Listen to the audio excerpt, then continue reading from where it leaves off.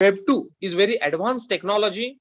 I think most of us may not be familiar with this term itself.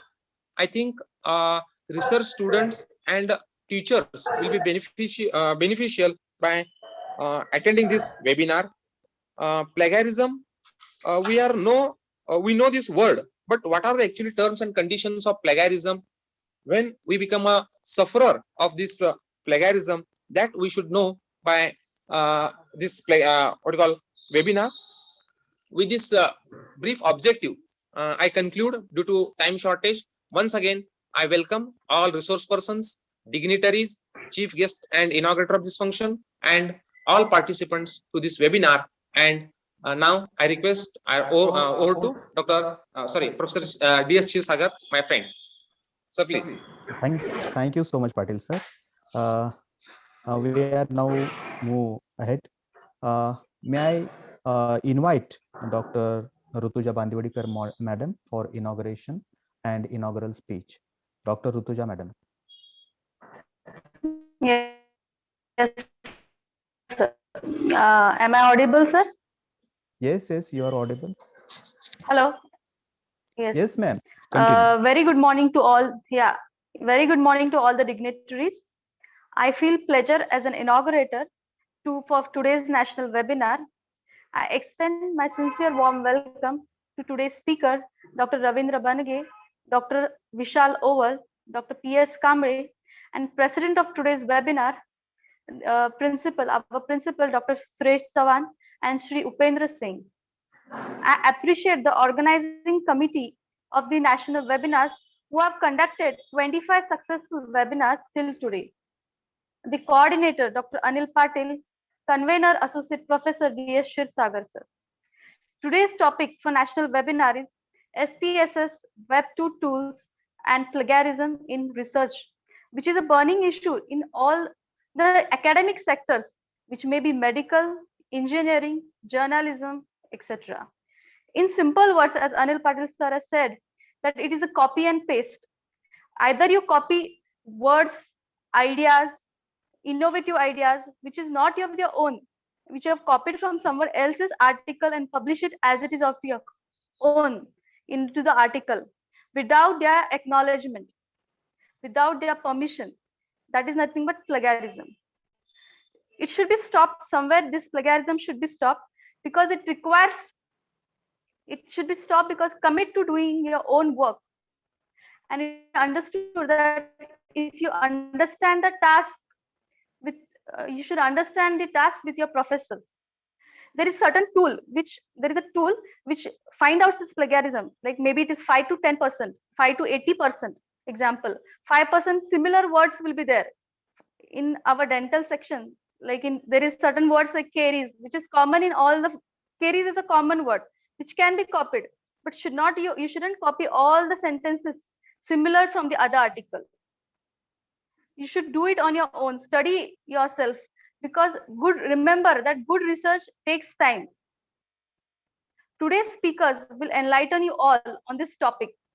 I would like to conclude by saying patience and perseverance are a couple of secrets for the path of success. And I convey my best wishes to all the members of the webinars who are attending the webinar. And thank you. Thank you all. Thank you so much, ma'am, for your best wishes. Always with us. Now, Dr. Ravindra Banage sir, as a keynote addressee, I request to Dr. Ravindra Banage sir for keynote address. ओंकार शिक्षण प्रसारक मंडळ संचलित arts commerce and science college Gadhinglaj आणि राज्यशास्त्र विभाग शिवाजी विद्यापीठ कोल्हापूर यांच्या संयुक्त विद्यमाने आज SPSS web tools आणि प्लॅगॅरिझम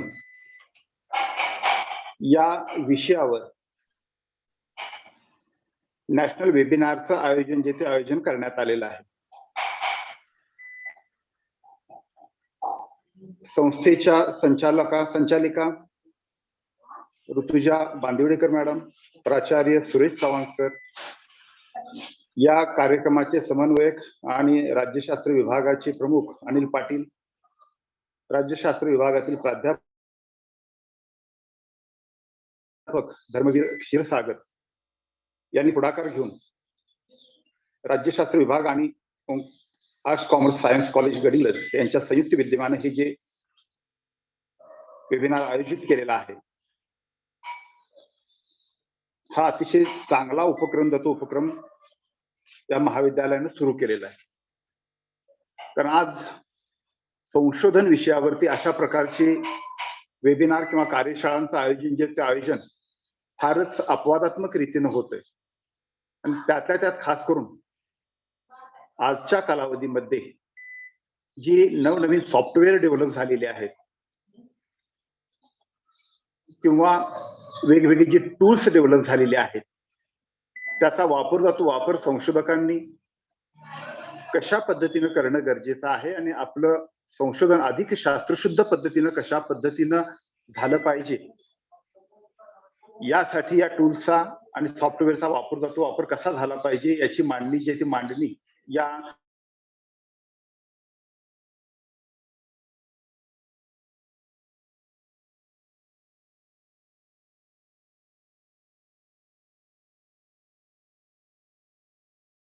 माध्यमातून आज दिवसभरामध्ये होणार आहे. मोठ्या प्रमाणामध्ये संशोधकांना संशोधन संस्थांना सामोरं जावं लागते आणि ती एक महत्वाची आज समस्या म्हणून ओळखली जाते.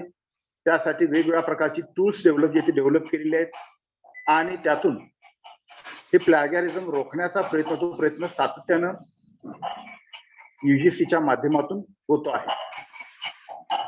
वास्तविक संशोधन जे आहे ते संशोधन म्हणजे काय, ह्या टूल मानानं आपण विचार करतो त्यावेळी रिसर्च जे आहे जे आहे त्याच पुन्हा नव्यानं संशोधन करणं, कारण खास करून समस्या जी आहे त्या समस्यांचं शोधन करणं हे का घडतंय. एखादी समाजामधील असणारी समस्या असेल किंवा नैसर्गिक शास्त्रामध्ये असणारी एखादी समस्या जी असेल ती का घडते, कशामुळे घडते, याच्या पाठीमागे कोणता कार्यकारण भाव आहे, याचा शोध प्रामुख्याने संशोधनामध्ये घेतला जातो.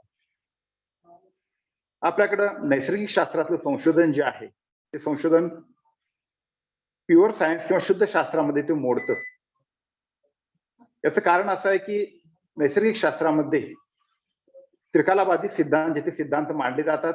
त्यांची केव्हाही कुठेही कशाही प्रकारे पडताळणी केली जाऊ शकते. परंतु सामाजिक शास्त्र जे आहे, सामाजिक शास्त्रात उपयोजित शास्त्र असल्यामुळं आणि खास करून ती मानवी वर्तनाशी निगडीत असल्यामुळं त्याची पडताळणी करणं कठीण बनतं.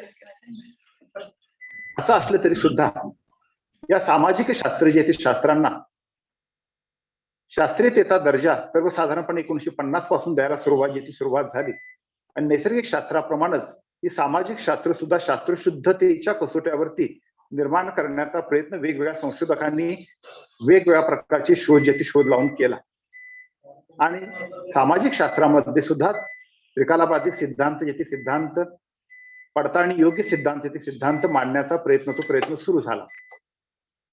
भारतामध्ये पाश्चात्य राष्ट्रांच्या तुलनेमध्ये संशोधनाकडे फारसं लक्ष दिलं जात नाही आणि त्यासाठी मोठ्या प्रमाणामध्ये निधी म्हणा किंवा यंत्रणा उपलब्ध करून दिली जात नव्हती.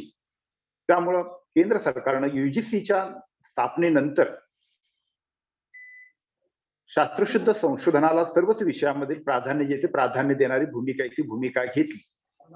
आज आपण पाहतो UGC असेल किंवा SPSS असेल यांच्याकडून मोठ्या प्रमाणामध्ये संशोधनासाठी निधी उपलब्ध करून दिला जातो. आज वेगवेगळ्या शिष्यवृत्त्या आपल्याला उपलब्ध करून दिल्या जात आहेत. खास करून शोधगंगा सारखं पोर्टल जर आपण बघितलं तर या देशामध्ये कोणकोणत्या विषयावरती कोणकोणत्या विद्यापीठामधून कोणकोणत्या संशोधन संस्थांमधून संशोधन सुरू आहे आणि संशोधन झालेलं आहे याची माहिती आहे, ती माहिती आपल्याला शोधगंगा पोर्टलवरती पाहायला मिळते. आणि त्यातून यापूर्वी संशोधन कोणतं झालेलं आहे आणि नव्यानं संशोधन कोणतं करणं गरजेचं आहे याची माहिती आहे, ती माहिती संशोधकांना प्राप्त होऊ शकते. सर्वसाधारणपणे संशोधन 3 प्रकारचं चालतं. एक आपण संशोधन पेपर, ज्याला आपण म्हणतो रिसर्च पेपर, त्या रिसर्च पेपरची आपण मांडणी करत असतो. आणि रिसर्च पेपर जे आहेत ते रिसर्च पेपर्स हे रिसर्च जर्नल मधून किंवा आपण जे कॉन्फरन्स घेतो त्या वेगवेगळ्या कॉन्फरन्स मधून प्रेझेंट केले जातात किंवा ते कॉन्फरन्स प्रोसिडिंग मधून प्रसिद्ध केले जातात. एखाद्या विषयाची मर्यादित स्वरूपाची मांडणी या संशोधन पेपरच्या माध्यमातून संशोधकांच्याकडून केली जाते. दुसरी जी मांडणी केली जाते ती म्हणजे संशोधन प्रबंधांची. एमफिल किंवा पीएचडी साठी आपण लघु शोध प्रबंध किंवा दीर्घ शोध प्रबंधाची मांडणी करतो. आणि हे शोध प्रबंधाच्या माध्यमातून एखाद्या विषयाला दीर्घ स्वरूपामध्ये मांडणी करून न्याय देण्याचा प्रयत्न आणि ती जी काय संशोधन समस्या असेल त्या संशोधन समस्येला न्याय देण्याचा प्रयत्न संशोधकाकडून केला जातो. आणि तिसरा प्रकार जो पाळला जातो तो म्हणजे संशोधन अहवाल, रिसर्च प्रोजेक्ट ज्याला आपण म्हणतो. हे रिसर्च प्रोजेक्ट जे आहेत ते संशोधन संस्थांच्याकडून संशोधकांना निधी उपलब्ध करून देऊन एखाद्या विषयावरती सखोल अशा प्रकारचं संशोधन करण्यासाठी दिला जातो. आणि त्यातून ICSSR असेल किंवा UGC कडून अशा प्रकारचे प्रोजेक्ट किंवा काही वेगवेगळ्या विद्यापीठ स्वनिधीतून अशा प्रकारचे प्रोजेक्ट संशोधकांना संशोधनासाठी देत असतात. आणि त्यातून संशोधकाकडून त्या विषयावरती संशोधन केलं जातं. हे सर्वसाधारण आपण पाहतो की 3 प्रकारचं संशोधन हे चालतं. संशोधन पेपर असतील, संशोधन प्रबंध असतील आणि संशोधन जे प्रोजेक्ट असतील त्या प्रोजेक्टच्या माध्यमातून.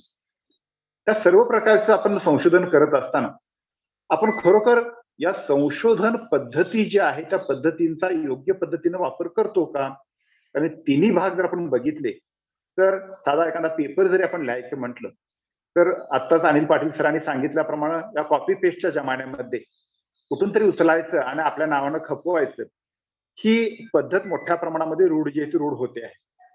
त्यावेळी पेपर लिहित असताना एखादी संशोधन समस्या आपण डोळ्यासमोर ठेवून त्याची पद्धतशीरपणे सुनिश्चित अशा प्रकारची मांडणी अशा प्रकारच्या कॉन्फरन्समध्ये होणं गरजेचं आहे. किंवा एखाद्या जर्नल मधून आपण पेपर मांडत असताना आपण ह्या मुद्द्यांचा विचार करतो का? खास करून पहिल्यांदा आपण पेपर मांडत असताना प्रस्तावना, कीवर्ड्स, गृहीतके, उद्दिष्टे, संशोधन पद्धती, विषय विवेचन, विषयाचं विश्लेषण, निष्कर्ष आणि योग्य पद्धतीने संदर्भात देणे आणि संदर्भाची सूची देणं, ह्या टप्प्यामध्ये खरोखर आपण रिसर्च पेपर घेतो का, मांडतो का, हाही खऱ्या अर्थानं प्रश्न आहे. आज आपण पाहतो की बहुतांश अशा प्रकारच्या कॉन्फरन्समध्ये किंवा रिसर्च जर्नल मधून जे पेपर प्रसिद्ध होतात, कुठला तरी विषय घ्यायचा आणि त्याचं एखाद्या बातमी वजा लिखाण जे करतो आपण किंवा निबंध वजा लिखाण जे ते लिखाण करतो अशा पद्धतीचे लिखाण करून आपण त्याची मांडणी करत असतो. पण ती अशा प्रकारची मांडणी संशोधनामध्ये रिसर्च पेपर्स मध्ये अपेक्षित नाहीये. आता मी सांगितलेले जे मुद्दे जे आहेत त्या मुद्द्यांच्या आधारावरती पद्धतशीरपणे मांडणी होणं गरजेचं आहे. खास करून संशोधनाचा जेव्हा आपण प्रबंध सादर करतो, खास करून एमफिलचे किंवा पीएचडीचे प्रबंध विद्यार्थ्यांच्याकडून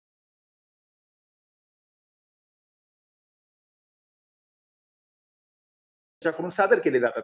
परंतु विद्यार्थ्यांमध्ये रिसर्च मेथॉडॉलॉजीचा पेपर आम्ही ठेवलेला आहे की संशोधन पद्धती कशी असते आणि त्या संशोधकांनी संशोधन पद्धतीचा अभ्यास करून त्यांनी पद्धतशीरपणे संशोधन करावं. परंतु कितीतरी विद्यार्थ्यांना संशोधन म्हणजे काय आणि प्रबंध मांडणी करत असताना संशोधनाच्या रीती पद्धती कशा पद्धतीनं अवलंबून हे संशोधन प्रबंध लिहायचं आहे याची आता पीएचडी झालेल्या विद्यार्थ्यांना सुद्धा 50% सुद्धा कल्पना नसते. पूर्वीचे थेसिस वाचायचे, त्यात जशी मांडणी झालेली आहे तशी त्याची कॉपी करून मांडणी करायची, हे सगळं आता सर्रास चाललेलं आहे. त्यामुळे प्रबंध लिहित असताना खास करून संशोधकांना या संशोधनाच्या रीती पद्धती टेक्नॉलॉजीचा वापर आणि त्याची पद्धतशीरपणे मांडणी त्याच्याकडून अपेक्षित आहे. खास करून आपण साधी गोष्ट आहे की संशोधनाचं उद्दिष्ट काय आहे, संशोधनाचं महत्व काय आहे, संशोधनाच्या मध्ये कोणत्या संकल्पना तुम्ही वापरलेल्या आहेत, संशोधनाच्या उणिवा कोणत्या आहेत, मर्यादा कोणत्या आहेत, पूर्व संशोधनाचा आढावा कशा पद्धतीने घेतला पाहिजे, संशोधनाची पद्धती कोणती तुम्ही यूज केलेली आहे, त्यानंतर उद्दिष्ट कोणते आहेत, उद्दिष्टकांना साजेल अशी गृहीतकं तुम्ही बनवलेली आहेत का, आणि त्या गृहीतकाप्रमाणे तुम्ही त्या संशोधनामध्ये निष्कर्ष काढलेले आहेत का, प्रकरण योजना योजनेमध्ये संपूर्ण या संशोधन समस्येला आपण न्याय दिलेला आहे का, उपसंहार बघत असताना त्या उपसंहारामध्ये सुद्धा काय लिहायचं असतं ही बरेच संशोधक येथे संशोधकांना माहिती नसतं. खास करून संशोधनाच्या निष्कर्ष शेवटचा उपसंहारामध्ये निष्कर्ष मांडले की काम संपलं, परंतु उपसंहारामध्ये आपल्याला खास करून गृहीतकांचा उपसंहार लिहायचा आहे, उपसंहारानंतर संशोधनाचा सगळा प्रकरणचा आढावा घ्यायचा आहे, गृहीतकांची पडताळणी करायची आहे, त्यानंतर निष्कर्ष सांगायचे आहेत, त्यानंतर उपाययोजना सांगायचे आहेत. हे फारसं अनेक संशोधकांच्या लक्षातही नसतं आणि बरेच जण ज्यावेळेस स्पायरल सबमिट करतात त्यावेळी या गोष्टींचा त्यामध्ये समावेशही नसतो. खास करून ज्यावेळी तुम्ही उद्दिष्ट जी लिहिलेली आहे, जेवढी उद्दिष्ट आहे तेवढी तुमची गृहीतकं असली पाहिजेत आणि तेवढीच तुमची निष्कर्ष असले पाहिजेत, आणि मग सब निष्कर्ष तुम्ही किती काढाय तेवढे काढू शकता. परंतु हे सगळ्या गोष्टी संशोधकाला संशोधन जे संशोधन जे आहे त्या संशोधनामध्ये आत्मसात करणं गरजेचं आहे. खास करून आपण संशोधकांना थेसिस लिहिलेला असतो, परंतु थेसिसच्या शेवटी संदर्भ ग्रंथ सूची द्यायची आहे, परिशिष्ट द्यायचे आहेत, परिशिष्टामध्ये काय काय लिहायचं आहे, किंवा परिशिष्टामध्ये बाबा तुम्ही काय मुलाखती दिलेल्या असतील तर मुलाखती किंवा बाकीच्या ज्या गोष्टी ज्या त्या गोष्टींचा तुम्ही समावेश केलेला आहे का, ह्याही गोष्टी काही त्या संबंधीचे निर्णय असतील, कायदे असतील, यांची मांडणी तुम्ही परिशिष्टामध्ये टाकलेल्या आहात का, ह्या गोष्टी तुम्ही संशोधन प्रणाली जी आहे, संशोधन पद्धती जी आहे त्या पद्धतीचा ज्यावेळी सखोल अभ्यास कराल किंवा अशा प्रकारच्या ज्यावेळी कॉन्फरन्स होती त्या कॉन्फरन्समध्ये सहभागी व्हाल त्यावेळी संशोधकाकडून त्याची तुम्हाला सखोल माहिती आहे, ती माहिती तुम्ही आत्मसात करू शकता. खास करून बऱ्याच विद्यार्थ्यांच्या बाबतीमध्ये असं लक्षात येतं किंवा संशोधकांच्या बाबतीमध्ये लक्षात येतं की आपण संशोधन एखाद्या विषयावरचं करायला घेतो, समस्येचं संशोधन करायला घेतो, परंतु संशोधन आराखडा जो तो आराखडाच आपला तयार नसतो आणि संशोधन आराखड्या अभावी तुमची संशोधनाची इमारत जी ती इमारत कच्ची बनत असते आणि त्यासाठी संशोधन आराखडा जो आहे तो तुमचा व्यवस्थित झाला पाहिजे आणि त्याकडे तुम्ही अधिक लक्ष केंद्रित केलं पाहिजे.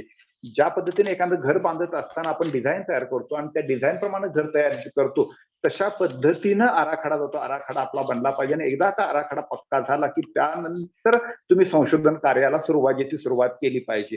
त्याच वेळी तुमचे संशोधनाची इमारत अगदी व्यवस्थित होऊ शकेल आणि त्यातून काढलेले तुम्ही निष्कर्ष असतील किंवा तुम्ही केलेले जे संशोधन असेल ते निश्चितपणे समाज उपयोगी बनू शकेल.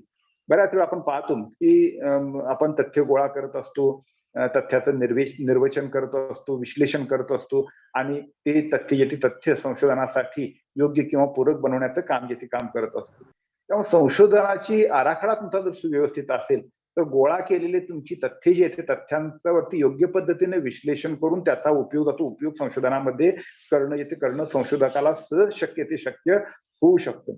आज आपण पाहतो प्रत्येक विषयामध्ये आंतरविद्याशाखीय दृष्टिकोनाचा अवलंब केला जातोय, कारण आज कुठल्या प्रकारची नैसर्गिक शास्त्र असतील किंवा सामाजिक शास्त्र असतील ही सर्व शास्त्र ही इंटरडिसिप्लिनरी बनलेली आहेत, आंतरविद्याशाखीय बनलेली आहेत आणि त्यामुळं आज एका शास्त्राचा प्रभाव दुसऱ्या शास्त्रावरती पडत असतो, एका शास्त्रातील तंत्र एका शास्त्रामध्ये वापरलेल्या संशोधनाच्या पद्धती मार्ग हे दुसऱ्या शास्त्रामध्ये सुद्धा त्यात वापरले जाऊ शकतात, वापरले जातात आणि एका शास्त्राचा प्रभाव दुसऱ्या शास्त्रावरती पडत असतो, कारण सगळी सामाजिक शास्त्र ही एकमेकांच्या प्रभावातून पुढे विकसित होत असतात.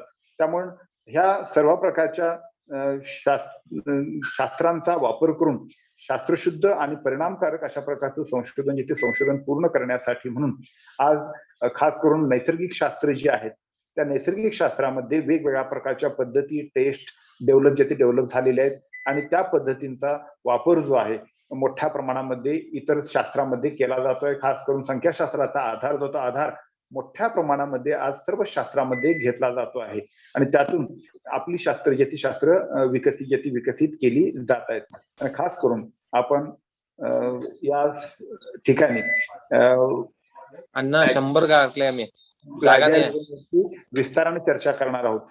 प्लॅगॅरिझमचं तर आज सगळ्यात मोठी समस्या निर्माण झालेली आहे.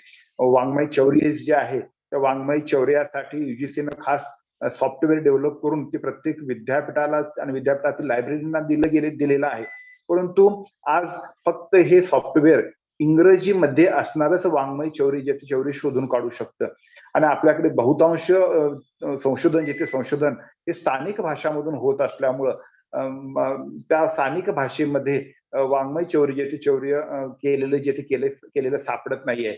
अनेक वारंवार आपण बातम्यामधून ऐकतो किंवा वाचतो की ही वाङ्मय चौर्याच्या कथा आहे, ते कथा आपण ऐकतो.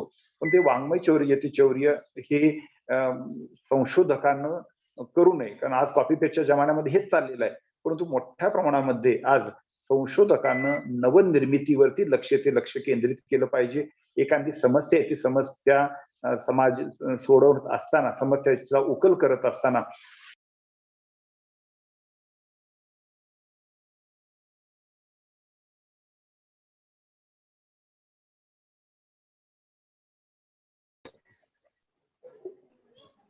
अनिल म्यूट झालेत.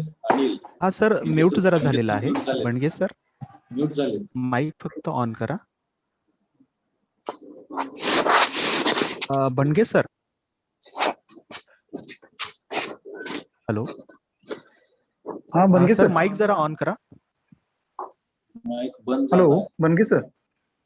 सर फोन करा. सर तुम्ही म्यूट आहात, प्लीज अनम्यूट युअरसेल्फ. तर हे वाङ्मय चौर्य जे आहे, त्या वाङ्मय चौर्याकडे आपण एक वेगळ्या अँगलनं पाहणं गरजेचं आहे. आज आपण पाहतो की मोठ्या प्रमाणामध्ये या कॉपी पेस्टच्या जमान्यामध्ये जशीच्या तसे उतारे आपल्या संशोधनामध्ये घेतले जातात. परंतु जे तुम्ही उतारे घेता, जिथून घेता, त्याला त्याचं श्रेय दिलं पाहिजे. कारण ज्यानं ते संशोधन केलेलं आहे त्याचं श्रेय त्याला देणं, आणि त्यासाठी तुम्ही त्या ठिकाणी तळटीपा टाकणं किंवा त्याचा संदर्भामध्ये त्याचा उल्लेख करणं तितकंच गरजेचं आहे. आणि त्यामुळं आज आपण पाहतो की संशोधन जे आहे, ते संशोधन ही आज काळाची गरज आहे. आणि आज सरकार मोठ्या प्रमाणामध्ये संशोधनासाठी वेगवेगळ्या संस्थांना मोठ्या प्रमाणामध्ये निधी उपलब्ध करून देत आहे. आणि त्या माध्यमातून संशोधनाला चालना देण्याचं काम केलं जातं. आणि त्यातून काहीतरी नवी निर्मिती व्हावी, नव समाज निर्मितीसाठी त्या संशोधन हे तितकंच महत्वाचं, उपयुक्त आणि गरजेचं आहे. आणि अशा या संशोधनासाठी आणि संशोधनामध्ये आलेले हे जे नवीन प्रवाह आहेत, नवीन विचार जे आहेत, नवीन तंत्र जे आहेत, ती तंत्र ही समाजाला, संशोधकांना माहिती व्हावी, या दृष्टिकोनातून आज या ओंकार शिक्षण संस्थेच्या कला, वाणिज्य आणि विज्ञान महाविद्यालयानं हे जे संशोधन प्रणालीवरती आणि संशोधनामधील नवीन प्रवाहांच्या वरती जे कार्यशाळा या ठिकाणी जे आयोजित केलेला आहे, वेबिनार जो आयोजित केलेला आहे, हा अतिशय चांगला उपक्रम त्यांनी हाती घेतलेला आहे. आणि खास करून मी या आयोजकांचं मनापासून त्या ठिकाणी आभार मानतो. आणि मला या ठिकाणी संधी दिली त्याबद्दल मी त्यांचा आभारी आहे. आणि डॉक्टर PS कांबळे सर या ठिकाणी उपस्थित आहेत, त्यांचे मी या ठिकाणी राज्यशास्त्र विभागाच्या वतीनं स्वागत करतो. आणि सर्व सहभागींचं मी राज्यशास्त्र विभागाच्या वतीनं स्वागत करून मी माझं मनोगत घेतो. धन्यवाद. Thank you so much, sir, for your valuable speech. Definitely, it will be helpful for further discussion, no doubt. Now, may I request to Dr. Suresh Sawan, sir, President of the inaugural function, for presidential remark. Dr. Suresh Sawan, sir, IC Principal of the ACS College, Gadhinglaj. Sir आवाज येतोय? Yes, sir. Yes, sir. Good afternoon, all of you. Sorry, good morning. Today, there is one-day national webinar topic on SPSS, Web 2 tools and plagiarism in research, organized by Department of Political Science, Internal Quality Assurance Cell, a research committee of our Arts, Commerce, Science College and Rajarshi Shahu Junior College, Gadhinglaj, of our Omkar Shikshan Prasarak Mandal, Gadhinglaj, and Department of Political Science, Shivaji University, Kolhapur. Friends, today here the present all dignitaries, our institution Vice President and today's inaugurator, Honorable Dr. Rutuja Bandivdekar Fednekar Ma'am, keynote address Dr. Ravindra Bhange Sir, Head Department of Political Science, Shivaji University, Kolhapur. First resource person, Dr. Vishal Owa from Shivaji University, Kolhapur. Second resource person, Dr. P.S. Kamble Sir from Shivaji University, Kolhapur. And third resource person, Dr. Upendra Singh from Rajasthan. In this webinar coordinator, Dr. Anil Patil, Head Department of Political Science in my college. Co-coordinator, Professor Dharmavir Shirsagar, coordinator IQAC in my college. Technical assistant, Samir Kulkarni sir. Teaching staff, non-teaching staff, students, and all participants in this webinar. I give all them thank you for attending this webinar. मित्र हो, या अत्यंत महत्वाच्या विषयावरती आम्ही आज आयोजित केलेल्या राष्ट्रीय वेबिनारच्या अनुषंगानं खरं तर गेला एक पाऊणभर तास या एका नाविन्यपूर्ण विषयावरती दोघांनी मंथन केलं आणि आणखी तिघजण मंथन करू इच्छित आहेत. मी या उद्घाटीय सत्राचा समारोप करत असताना या महाविद्यालयाचा प्राचार्य म्हणून नम्रपणे आपल्याला सांगू इच्छितो की मानवी जीवनाच्या विकसित होणाऱ्या वाटचालीमध्ये संशोधनाचं महत्व अत्यंत अनन्यसाधारण स्वरूपाचं असतं. किंबहुना संशोधनाशिवाय मानवी विकासाची वाटचाल पूर्णच होऊ शकणार नाही असं समाजशास्त्रीय एक मत आपल्याला नोंदवता येतं. आणि मग हे जे संशोधन आहे, हे संशोधन व्यक्तीला, गावाला, घटनेला, राज्याला, देशाला, जगाला आणि अखंड मानवी जातीला एक नवी दिशा देण्याचं काम करत असतं. अगदी छोट्यातल्या छोट्या घटकापासून ते मोठ्यातल्या मोठ्या घटकापर्यंत संशोधनाच्या दृष्टिकोनातून एक नवा आयाम, एक नवा पैलू, एक नवा दृष्टिकोन तयार होत असतो. आणि म्हणून मानवी जीवनाचा एक महत्वाचं अंग म्हणून संशोधनाकडे आपल्याला पाहता येतं.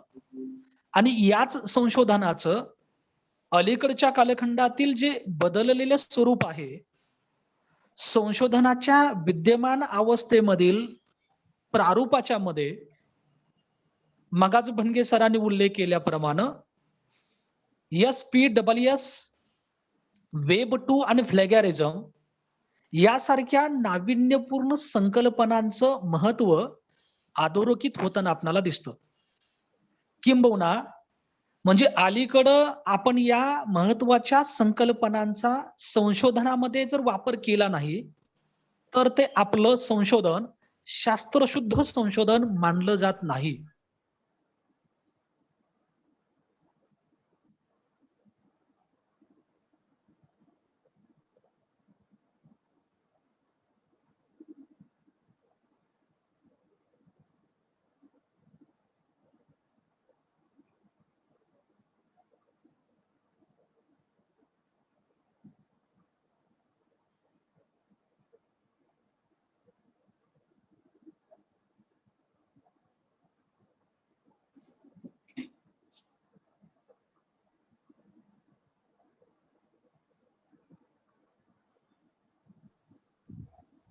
हा, आवाज येतोय पाटील सर?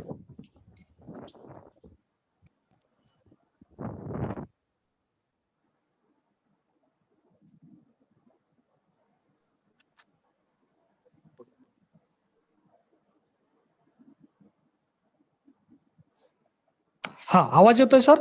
हा, मी असं म्हणत होतो की मित्र हो, अलीकडच्या या सर्व संशोधन करणाऱ्या प्रवर्गाला ही संकल्पना माहीत व्हावी आणि या संकल्पनांचा जास्तीत जास्त वापर संशोधन क्षेत्रामध्ये त्यांना करता यावा आणि आपलं संशोधन हे अधिक समाज उपयुक्त व्हावं, हा उदात्त हेतू डोळ्यासमोर ठेवून आम्ही या राष्ट्रीय वेबिनारचं आयोजन केलेलं होतं. मला फार आनंद आहे की या वेबिनारचे आयोजक doctor Anil Patil, doctor Kshirsagar sir यांनी अत्यंत महत्वाच्या विषयावरती आपणाला मार्गदर्शन व्हावं या अनुषंगानं या वेबिनारचं आयोजन केलं. या वेबिनारच्या पहिल्या सत्रामध्ये उद्घाटकीय मनोगत व्यक्त करत असताना आमच्या ओंकार शिक्षण संस्थेच्या उपाध्यक्षा आणि आजच्या वेबिनारच्या उद्घाटिका आम्हाला नेहमीच अशा वेबिनारचं आयोजन करण्यामध्ये सतत पाठीवरती शाबासकीची थाप देऊन बळ देणाऱ्या आणि शैक्षणिक कार्यातील उत्कृष्ट कामाबरोबरच वैद्यकीय क्षेत्रामध्ये आपल्या कार्याचा उत्तम ठसा उमटवणाऱ्या आदरणीय डॉक्टर ऋतुजाताई बांदिवडेकर पेडणेकर मॅडम यांनी आपलं उद्घाटकीय मनोगत व्यक्त करत असताना सुद्धा प्लॅगियारिझम संशोधन, वेब टूल्स संशोधन आणि SPSS याचा काय संबंध आहे, मानवी जीवनाच्या वाटचालीमध्ये ह्या नव्या संकल्पना आपण कशा समजून घेतल्या पाहिजेत, त्याला काय महत्व आहे, या अनुषंगानं निश्चितच एक अत्यंत सुंदर स्वरूपाचा रिमार्क दिला. आपणाला शुभेच्छा तर दिल्याच, पण एक संदेश सुद्धा या निमित्तानं दिला. आजच्या वेबिनारचे बीजभाषक आणि राज्यशास्त्र विभागाचे विभाग प्रमुख आदरणीय डॉक्टर बनगे सर यांनी सुद्धा आपल्या बीजभाषणाच्या माध्यमातून अलीकडच्या कालखंडामध्ये संशोधनाच्या क्षेत्रामध्ये या विषयाचं भूमिका काय आहे, या विषयाचं महत्व काय आहे, किंवा या नव्या संकल्पना संशोधन करत असताना संशोधकानं किती काळजीपूर्वक वापरल्या पाहिजे, तर या अनुषंगानं किंवा संशोधन करताना सहाय्यकारी शास्त्रांची मदत घ्यावी लागते, तसं या संकल्पनांची मदत घ्यावी लागते. या अनुषंगानं फार उत्कृष्ट आणि मूलभूत स्वरूपाचं मार्गदर्शनही त्यांनी केलं. मला विश्वास आहे की या पुढील 2 सत्रांच्या मध्ये डॉक्टर विशाल होवाळ, शिवाजी विद्यापीठ कोल्हापूर आणि आदरणीय doctor PS Kamble sir, Shivaji university Kolhapur आणि उपेंद्र सिंग फ्रॉम राजस्थान, हे तिघही आपणाला या विषयाच्या अनुषंगानं अतिशय महत्वपूर्ण स्वरूपाचं, सूक्ष्म स्वरूपाचं आणि या संकल्पनेच्या विविध पैलूंच्या अनुषंगानं निश्चितपणे मार्गदर्शन ते करतील. हे मार्गदर्शन मला विश्वास आहे की संशोधनामध्ये काम करू इच्छिणाऱ्या आणि इथून पुढे अध्यापनाच्या क्षेत्रामध्ये काम करत असणाऱ्या आणि करू इच्छिणाऱ्या मंडळींना हे वेबिनार आम्ही आयोजित केलेलं आणि या निमित्तानं मार्गदर्शन करणाऱ्या मार्गदर्शकांचं विवेचन हे निश्चितपणे एक नवी दिशा देणारं, एक नवा आयाम देणारं, एक नवा आत्मविश्वास देणारं ठरेल असा माझा विश्वास या ठिकाणी व्यक्त करतो. पुढच्या 2-3 सत्रासाठी सुद्धा या विषयाच्या अनुषंगानं होणाऱ्या विचारमंथनासाठी मी शुभेच्छा सुद्धा देतो आणि परत एकदा आमच्या महाविद्यालयानं राज्यशास्त्र विभाग, संशोधन कमिटी आणि अंतर्गत गुणवत्ता हमी कक्ष यांनी या एका महत्वाच्या विषयावरती राष्ट्रीय वेबिनार घडवून आणला, याच्याबद्दल संबंधितांचं मी अभिनंदन करतो. शिवाजी विद्यापीठ राज्यशास्त्र विभागाचं आणि त्यांच्या सर्व फॅकल्टींना सुद्धा मी महाविद्यालयाच्या आणि संस्थेच्या वतीनं धन्यवाद देतो बनगे सर, कारण आपण सुद्धा आम्ही केलेला मैत्रीचा हात पुढं आपण स्वीकारला आणि फार आम्हाला या वेबिनारच्या आयोजनामध्ये प्रामाणिक भावनेनं, स्वच्छ भावनेनं मदत केली. निश्चितपणे या आपल्या दोघांच्या संयुक्त विद्यमानं होणाऱ्या या वेबिनारचं महत्व पुढील काळामध्ये आपल्याला उगवलेलं दिसेल. याबद्दल शिवाजी विद्यापीठ राज्यशास्त्र विभागाचा सुद्धा मी महाविद्यालयाच्या वतीनं आणि संस्थेच्या वतीनं त्यांना धन्यवाद देतो. महाराष्ट्राच्या नव्हे तर देशभराच्या विविध कानाकोपऱ्यातून या वेबिनारला अतिशय उद्दंड प्रतिसाद आपण सर्वांनी दिला. याच्याबद्दल मी संस्था आणि महाविद्यालयाच्या वतीनं हार्दिक धन्यवाद देतो, तुम्हाला शुभेच्छा देतो. आणि या होणाऱ्या राष्ट्रीय वेबिनारला आणि इथून पुढच्या आपल्या कार्यकर्तृत्वाला किंवा कार्याला ओंकार शिक्षण प्रसारक मंडळ आणि आमचं महाविद्यालय यांच्या वतीनं आपल्या सर्वांना हार्दिक हार्दिक शुभेच्छा देऊन मी माझं अध्यक्षीय समारोप इथं थांबवतो. धन्यवाद.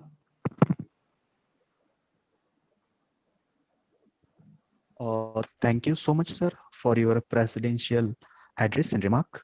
Now move on. Now I request to Dr. Sanjeevani Patil, ma'am, for vote of thanks of this inaugural function. Dr. Sanjeevani Patil, ma'am, Assistant नमस्कार. Professor of Hindi. आवाज येतो? क्षीरसागर सर, आवाज येतो? Yes. Continue. नमस्कार. ओंकार शिक्षण प्रसारक मंडल संचालित कला, वाणिज्य और विज्ञान महाविद्यालय गढ़हिंग्लज, हमारे महाविद्यालय के राज्यशास्त्र विभाग, संशोधन विभाग तथा IQAC और साथ ही साथ शिवाजी विश्वविद्यालय कोल्हापुर के राज्यशास्त्र विभाग की ओर से संयुक्त रूप से आज हमारे महाविद्यालय में एक दिवसीय राष्ट्रीय संगोष्ठी का आयोजन किया जा रहा है।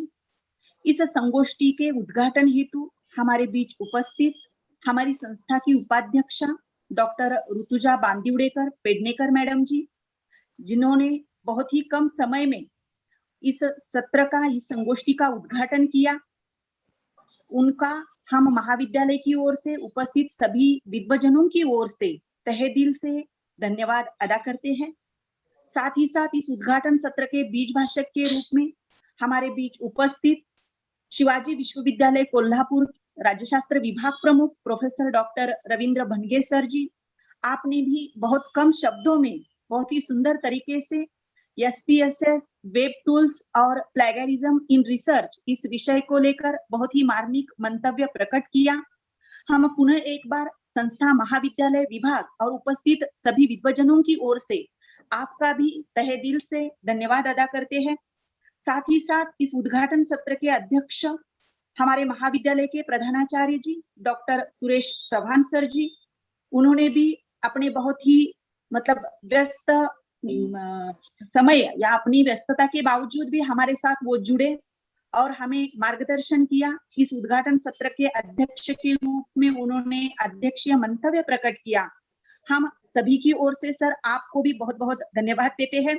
साथ ही साथ इस संगोष्ठी में पूरे भारतवर्ष से जुड़े सभी विद्वान अध्यापक, अनुसंधाता, छात्र, हमारे महाविद्यालय के सभी छात्र, टीचिंग, नॉन टीचिंग, साथ ही साथ तंत्रज्ञ के रूप में हमारे साथ जुड़े समीर कुलकर्णी सर जी, इस संगोष्ठी के समन्वयक डॉक्टर अनिल पाटिल सर जी, IQAC कोऑर्डिनेटर प्राध्यापक धर्मवीर क्षीरसागर सर जी, आप सभी का हमारी महाविद्यालय की ओर से, संस्था की ओर से, साथ ही साथ विभाग की ओर से उन्हें एक बार हम दिल से धन्यवाद अदा करते हैं और अध्यक्ष महोदय जी की सहमति से उद्घाटन समारोह का सत्र यहाँ पर समाप्त हुआ ऐसा घोषित करते हैं।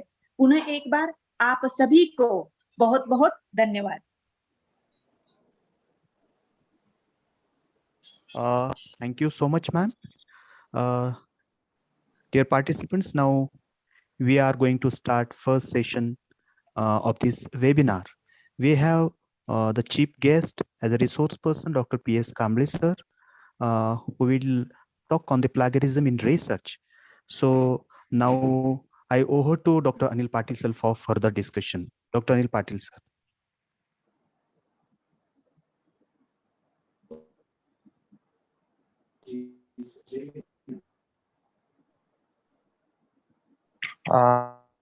Once again, good morning to all of you. A little bit change in the schedule. Dr. P.S. Kamble sir, who is going to deliver lecture in second session, is going to deliver lecture in first session, and vice versa. OA is going to deliver his lecture in second session. Before I should call Dr. Kamble start his lecture, let me you. And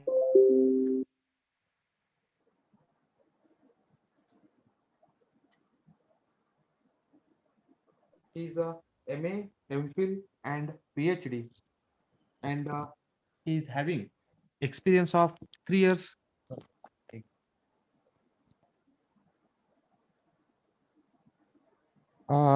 Kamble sir is having experience of 3 years, 3 decades of teaching to the students of BA, BCom, MCom, and different professional courses. So far, 13 students and 13 students have completed MPhil under his guidance, and 11 students have completed PhD under his guidance. 6 students are pursuing PhD right now. So far, 20 books are written by him, and 12 books are edited by sir. He has visited Japan and Malaysia for a study purpose and delivered his research papers in national and international conferences. Considering his contribution to the research, Dhananjay Gadgil Award and VM Dandekar Award, these are the 2 important awards has been given to him, considering his contribution to the research field. One of the important aspects of his personality is that he's very good teacher for his students. He's a good teacher for his juniors as well as his senior friends. He delivered a number of lectures on Akashvani on political and economic issues from time to time. With this brief introduction, may I now request Professor Dr. P.S. Kamble, a former head and present professor of economics in Department of Economics, Shivaji University, Kolhapur. Over to sir. Am I audible? Yes, sir. At the very outset, I am very much thankful to Ankar for giving me an opportunity to deliver lecture on one of the very important issues in research methodology, that is plagiarism. I must thank Dr. Rutuja Madam, official of this institution, Dr. Chavan, who is principal of this college, Dr. Shirsagar is IQAC coordinator, Dr. Anil Patil is coordinator of this webinar. I am very much closely associated with this college and institution. For a number of times, for several times, I am visiting this college, but because of this corona pandemic, visiting just online. My students are there, Dr. Kashinath is there, Dr. Chiglikar is there, all other friends are there, more or less one and all friends are there in this college as a staff member. I am very much thankful to college, their participants, resource person, co-resource person, Dr. Vishal. One more resource person is there from Rajasthan. And the sum totality of that, really it's an interesting webinar that is going to take place. My close friend in this university, Dr. Bhange, Professor Bhange, he delivered keynote address very nicely, lucidly. And all other friends are there, and teachers and students. Thank you, one all. Thank you very much. Let me permit to share my presentation. Yes, sir. Yes, sir. You can share your co-host. Yes. Sir, your co-host now. You can share. Yes, just a minute. Slide is visible. Slide is visible. Yes, sir. Yes, sir. Visible. Okay.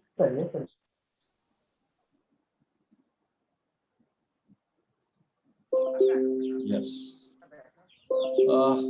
Thus, the topic which is assigned for discussion today is plagiarism.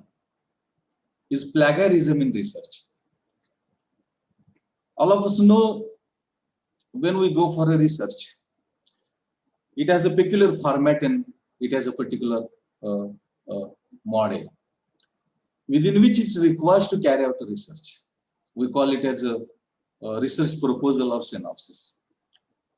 Basically, it is divided into introduction, review of research literature, research methodology, results and analysis, conclusions and suggestions. These are the prominent parts. And wherever this plagiarism is being carried out or it is being present, those areas also I will try to touch upon later on. But so far as my lecture is concerned, basically it is divided into 5 to 6 parts. Number 1 is introduction. Just in brief, I will introduce. I will try to explain before you what is meant by plagiarism.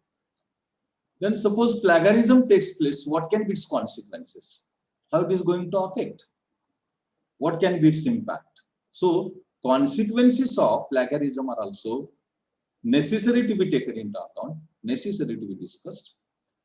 Then what is the need for checking of the plagiarism or avoiding of the plagiarism? If there is a plagiarism, what happens? So in this backdrop, there is also need for discussing what is importance of checking plagiarism or avoiding plagiarism. Then what can be types of plagiarism? What can be forms or categories of plagiarism? Those are there. That is also of crucial importance to be discussed. That is also of crucial significance to be analyzed. And supplementary to that, suppose plagiarism happens, plagiarism takes place. What can be examples? That also I will try to cite before you. And lastly, what is necessary to be done? What is required to be done so far as avoiding of the plagiarism? As the result of that, we will be in a position to carry out research which is qualitative, which is helpful for policy making, which is helpful for development of the society, can be social awareness, education, like that. Number of purposes or objectives can be there. And it is therefore in these parts, in these sections, I'm going to place before you, I'm going to discuss before you the ingredients, components and elements of plagiarism, which is one of the very important issues relating to research and research methodology to be adopted and to be carried out. Now, all of us know everybody wants to carry out research. As my friend Professor Bhange has rightly pointed out, that can be for preparing a research paper, that can be for a MPhil dissertation, that can be for a PhD thesis, or that can be for a research project as well. And it has a significance. Research can play a very crucial role in policy making, in decision making, in welfare of the society, in development of the economy as a whole, comprising of social and economic. And whatever decisions those are being carried out by the government or policy makers, those are not carried out haphazardly. Those are based on the research that is being carried out by the institutions, by the individuals, by the group of the researchers, or maybe by some of the organizers. And it is therefore research is of crucial importance, and we can distinguish between research in natural sciences and research in social sciences. But so far as the quality of the research in social sciences is also coming up, and there is not much difference so far as research in natural sciences and social sciences, because the area of research in natural sciences is different, and the area of research in social sciences is different, humanities is different. So we cannot say the research in natural sciences is qualitative and it is of superior. That is not the case. The research in social sciences, humanities is also of crucial importance. The purposes are different, intentions are different, the objectives are different, but the quality or parity in the quality, levels of the quality, more or less the same. Just we have that perspective looking towards the research in social or humanities, social sciences or humanities and natural sciences. So I am of the opinion that both the categories of research should go hand in hand. Hand in hand. We should not have inferior complex or inferiority. As the result of that, ours is inferior and others is superior. That the distinction should not be there. And it is therefore, I am of the firm believer that research is research. We should not differentiate whether it is social science, humanities, or it is from natural sciences. The importance, significance is the same. All are helpful for policy making. All are helpful for decision makers. All are helpful for taking decisions by the government or the government authorities. And it is therefore, research is the basis of decision making. Research is the basis of policy making. Research is the basis of speeding of rapid and all-round development of the economy.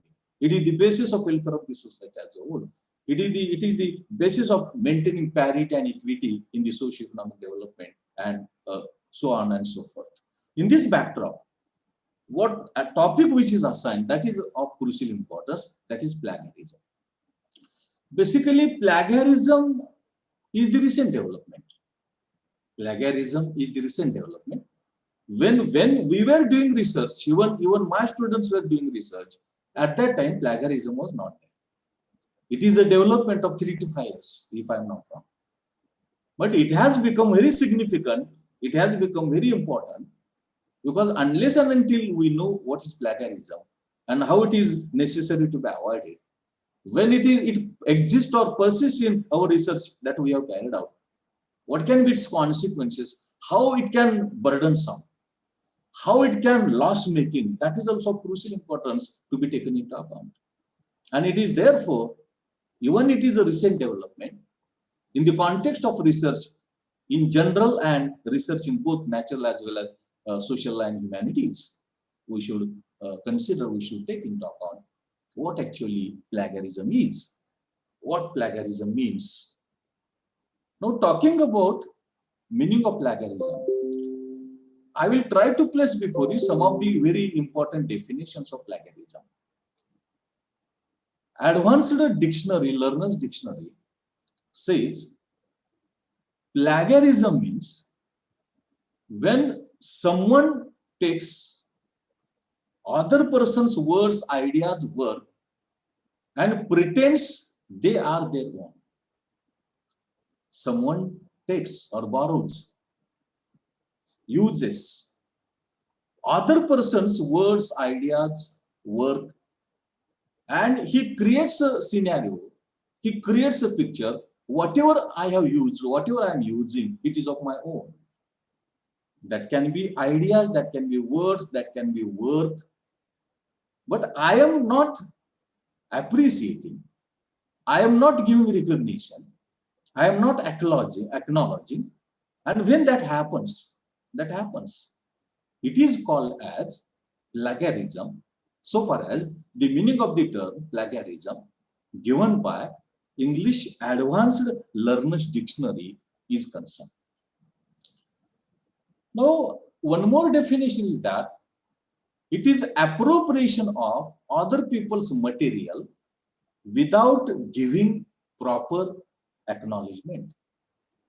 That is, what your work others have carried out, what your research others have carried out, I am using that research, but I am not acknowledging that research.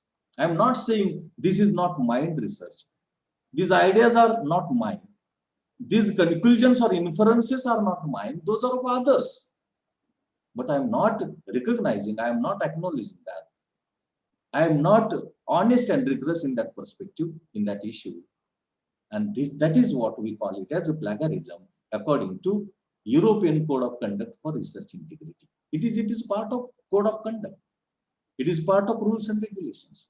Within the framework of that also, when we carry out research, it is carried out within the framework of research methodology.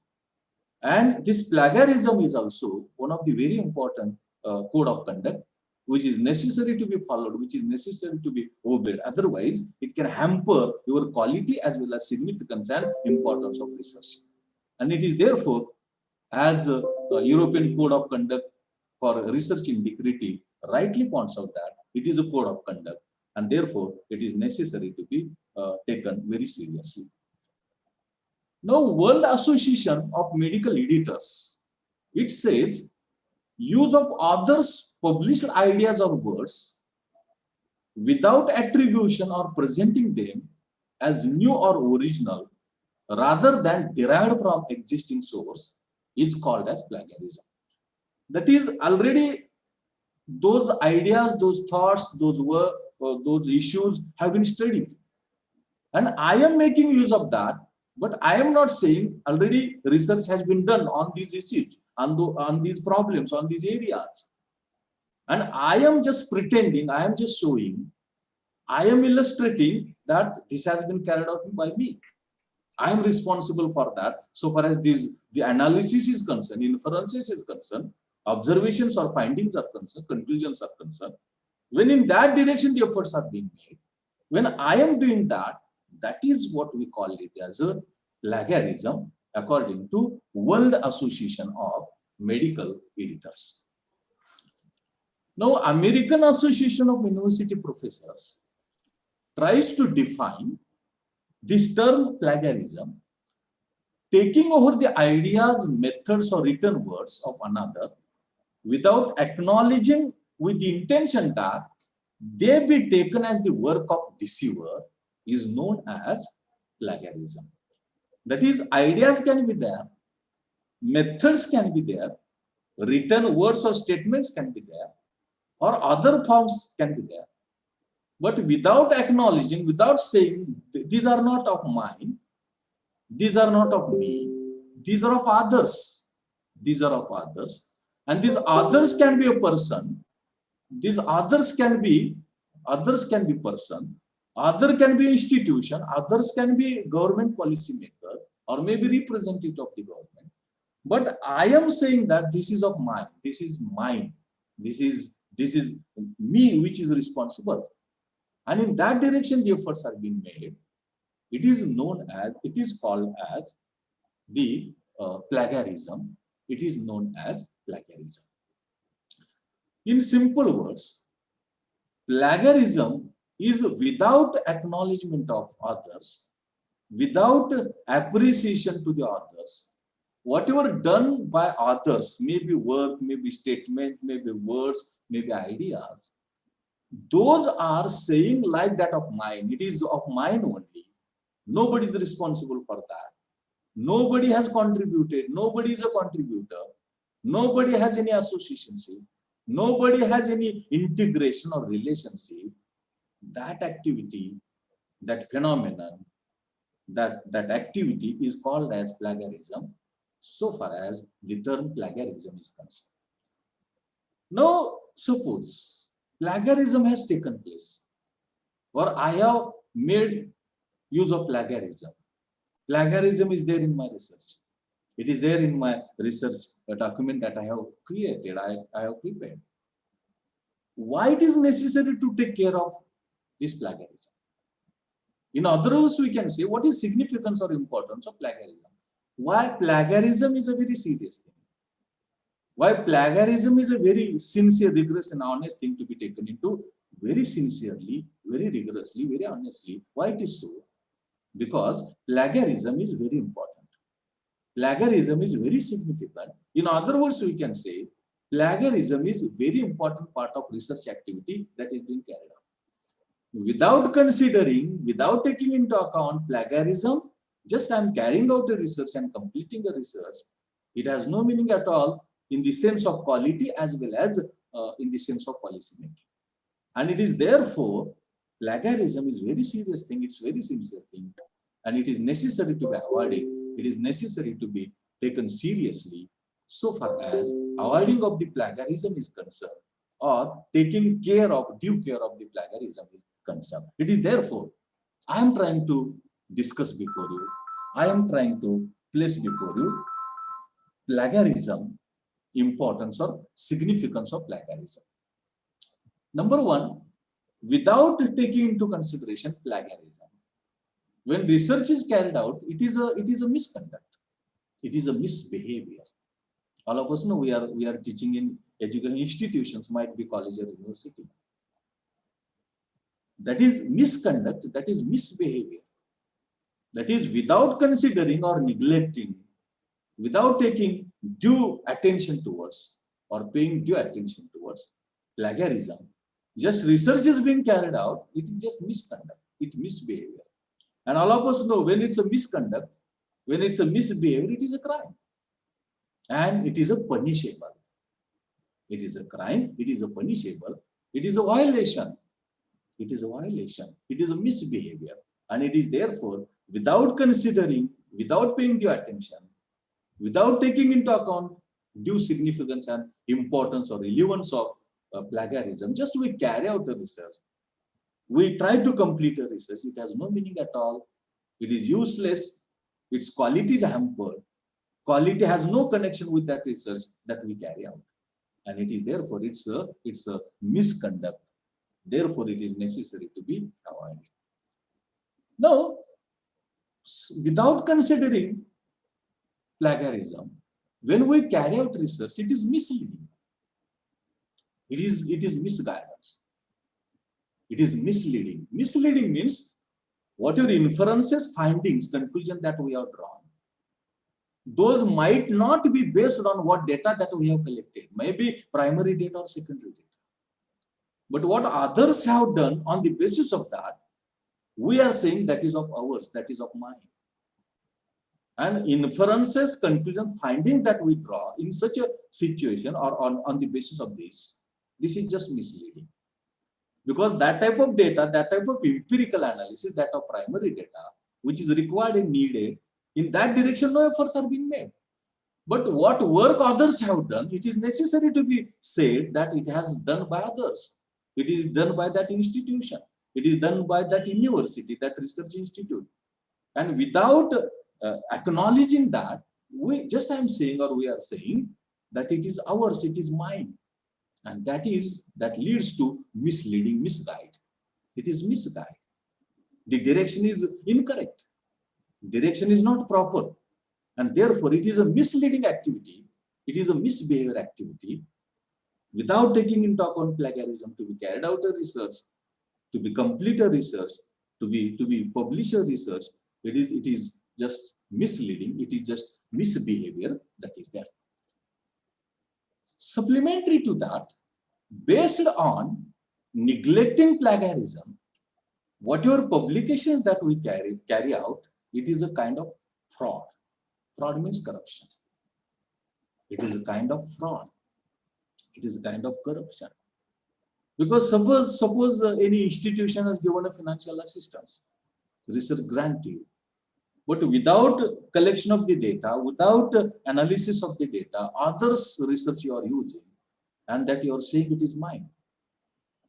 When in that direction the efforts are being made, in that direction we are doing that, it is a type of fraud.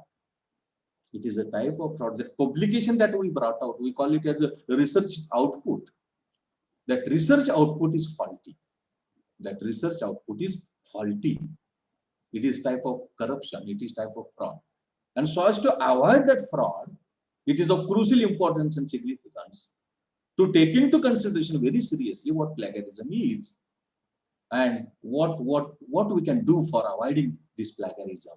In that direction, there is necessary of taking due care. Supplementary to that, without giving credit to the researcher, we are taking credit of others as a researcher is wrong. It is incorrect. Actually, research has been carried out by others, but that research is of mine. That is credit of others, because he has carried out that research. But we are saying this is our research, this is my research. That is, giving credit is recognition of the research that has been carried out by the others, that has been carried by that person. But without giving credit, giving credit, that credit is being taken by us. Taking credit of others is plagiarism, and it is incorrect. What others have done, we should acknowledge. This is carried out by that institution, that person, that group of the researchers.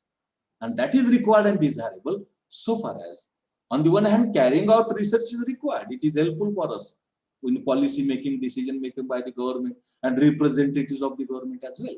At the same time, for societal development, social awareness and knowledge also, it is of crucial importance. But what others have done, their credit should be given to them.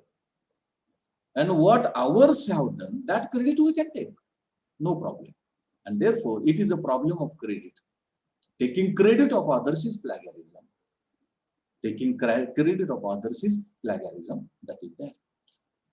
Now, this results in the activity of cheating. It is a cheating. We call it as a cheating. It is cheating. Taking research of others as ours. It is a cheating. Now, this can result in the quality of research, and such a type of research enables that person or institution for deriving financial and other benefits. Actual research has been carried out by others, but we are taking benefits of his research or their research, and the quality of research can hamper because we do not know what actually basis of research, how research has been carried out, and in what direction the efforts are being made. We do not know at all. But just we are taking their research and me lecture मध्ये नंतर phone करतो. When in that direction the efforts are being made, when in that direction efforts are being made, it is incorrect. It is unrealistic.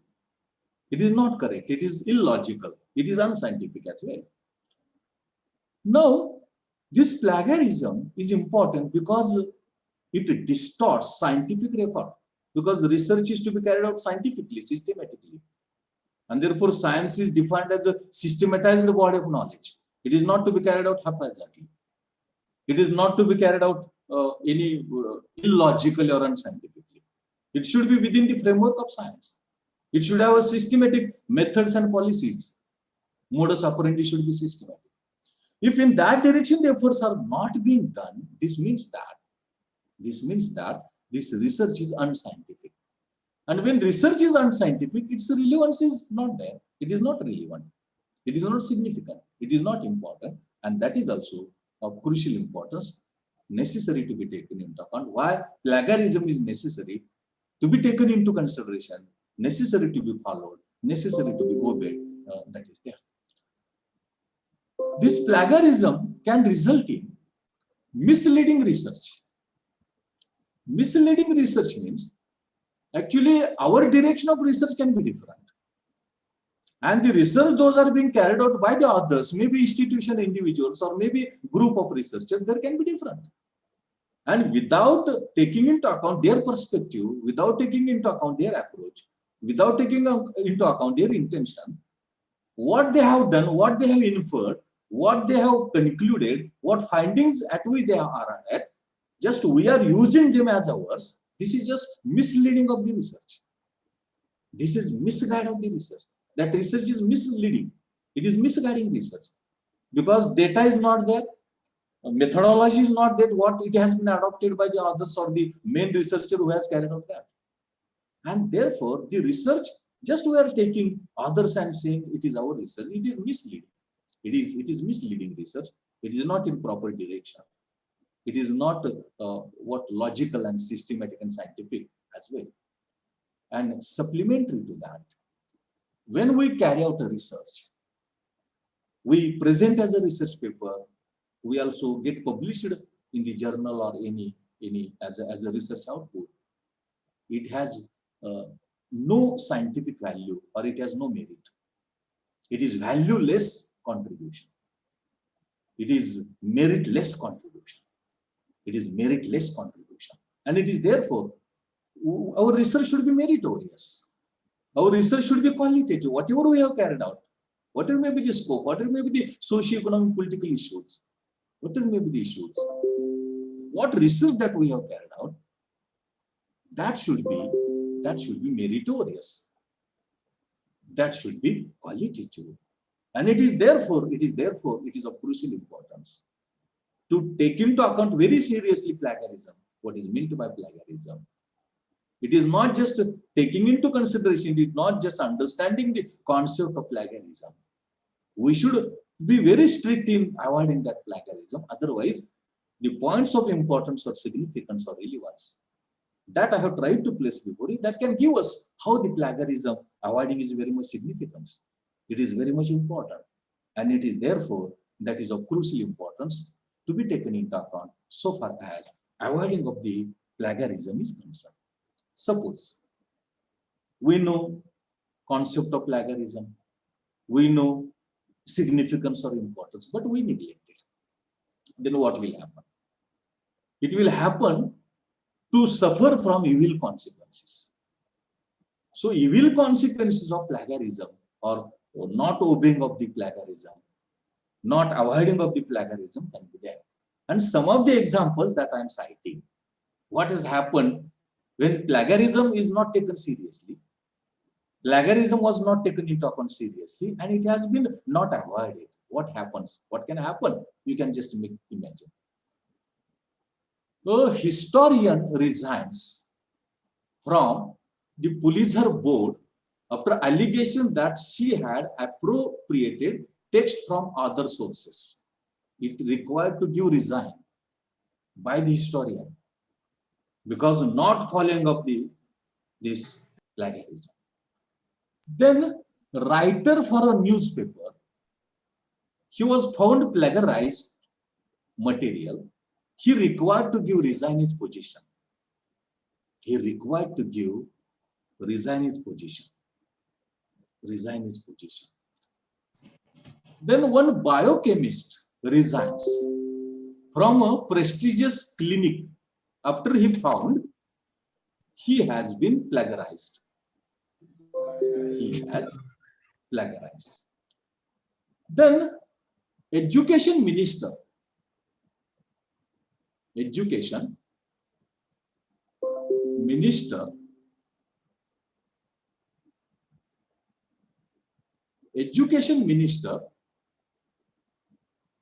was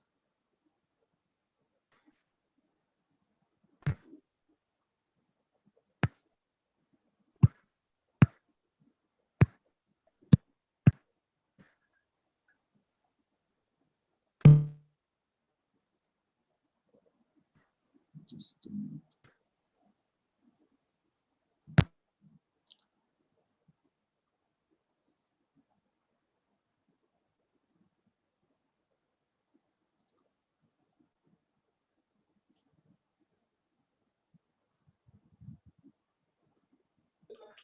Sir, any problem? Just a minute. Something notice has come and slide is not be visualizing. Yeah, that's okay. Okay. Just a minute. I will correct that. These notifications are coming and. That's why the beep sound is going to be. Okay. It is. That's it. Okay. Okay, sir. Take your time.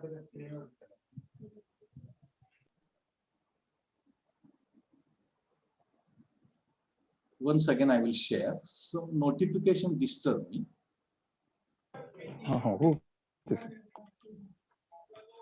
Okay, is it okay? What I was trying to communicate is that when we neglect plagiarism, that can lead to very burdensome. That can lead to very loss making. And some of the examples I am citing, famous musician, he found guilty and he required to pay compensation to others. He required to pay compensation to others. A college president required to resign because of plagiarism. And the matter was, he delivered a speech. He delivered a speech, and that speech, that material was plagiarized. Some content was plagiarized, and it required to give resignation to that college president. American senator used plagiarism in the master's degree, and she was taken away from the post of or office of Senate. These are some of the examples that give us an idea how plagiarism is serious. How plagiarism is serious, and we should take it very seriously. We should take it very seriously. Otherwise, it can hamper, it can very adversely affect what we call it as the evil consequences of plagiarism. Now, there are two components of plagiarism. One is not to appropriate the work, and it is called as intellectual property right. We have heard of patent. But patent is a form of intellectual property right. It can comprise of patent, it can comprise of copyright, it can be geographical indication, it can be industrial design or design. number of forms are there so far as intellectual property rights is concerned. And this plagiarism is a violation of intellectual property right. Plagiarism is a violation of intellectual property right, and therefore appropriation of the work is necessary. Appropriation, that is acknowledging the research or work is necessary. Otherwise, it's a violation of intellectual property right. And all of us know in the colleges and universities also, we are talking about intellectual property right. Especially we talk about patent. But we do not talk about copyright. We do not talk about geographical indication. We do not talk about industrial design or design. It is also form of intellectual property, right? And thus, the appropriation of the work means giving recognition, and it is not a violation of intellectual property, right? And secondly, proper credit, giving credit. If I have done that research, those who want to make use of, they should give credit to me. Or if I am using research of others, I should give credit to them that this research has been carried out by the others. It is not mine. And we should cite that. We should refer that. We should give reference of that. And it is therefore, basically, it is plagiarizing idea and plagiarizing work. Plagiarism can be plagiarizing of ideas and plagiarizing of work. Plagiarizing of ideas means what? Suppose I want to carry out research on socio-economic and environmental problems. And that perspective or that thought, my thought or my view was considered by others, and in that way the efforts were being made by the others to carry out research. Actually, that research is plagiarism. That research contains or incorporates plagiarism because that idea was mine. Idea was mine, that of mine. But to whom I told, he took that this is of mine, this is of his, and he carried out that research. It is a plagiarism, and this is called as plagiarizing ideas. Plagiarize ideas to be plagiarized. And plagiarizing work means others have carried out research, and we call it as a copy paste, imitation of that. We are using that. This is what we call it as a plagiarizing work. It is plagiarizing work and plagiarizing idea. Thoughts are mine, ideas are mine, those are unique, those are innovative. But I discussed it with the others, and they have used them for their research as their ideas, as their thoughts, as their perspectives, as their vision. And they carried out research, but that is a plagiarism. It is not their research because the main idea is of mine. It is of mine. I discussed it with them, maybe as a friend or maybe well-wishers. But that was adopted by others, and they have used that in their research, or they have carried out research on that topic or that issue. That is a plagiarism. And plagiarizing work means others have carried out research, and those are using me or myself as my research, or it is carried out by me. It is carried out by mine. And that is also what we call it as a plagiarism. Thus, plagiarism has two components. Number one is plagiarizing of ideas, thoughts, views, innovative ideas, and plagiarizing of the work. Others have done work, but I am copying, and due recognition I am not giving. That is called as what you call it as a plagiarism. Now, this plagiarism can be of different types. This plagiarism can be of different types. Number one, intentional. I know those ideas are innovative, those ideas are unique, those ideas are new, but those are not of mine. Those are of others. Maybe of my friend, maybe of any institution, maybe any others. And I am using that as my thoughts, as my views, as my ideas, as my perspectives, as my understanding. And carrying out research, that is known as intentional. Intentional plagiarism, that is purposeful plagiarism. I know these ideas are others. These approaches are others. These concepts are others, but I am saying those are mine. Those are mine. And in that way, when I plagiarize, it is called as intentional plagiarism. It is called as intentional plagiarism. That is, purposefully, I make use of plagiarism. Purposefully, I plagiarize. Maybe thoughts, maybe work, that is intentional. Plagiarism can be unintentional. I do not know who has propounded this concept, who has given this perspective, who has given this view. I do not know, but I am making use of that. But already it is of others. My ignorance, my lack of knowledge results in plagiarism. Plagiarism is carried out. That is known as unintentional. My intention is not there. I am not purposeful. That others is there and I am using it is not. But I do not know whose propounder or whose contribution it is. Maybe thought, maybe idea, maybe work, whatever may be the form of plagiarism. And I am using that unintentionally.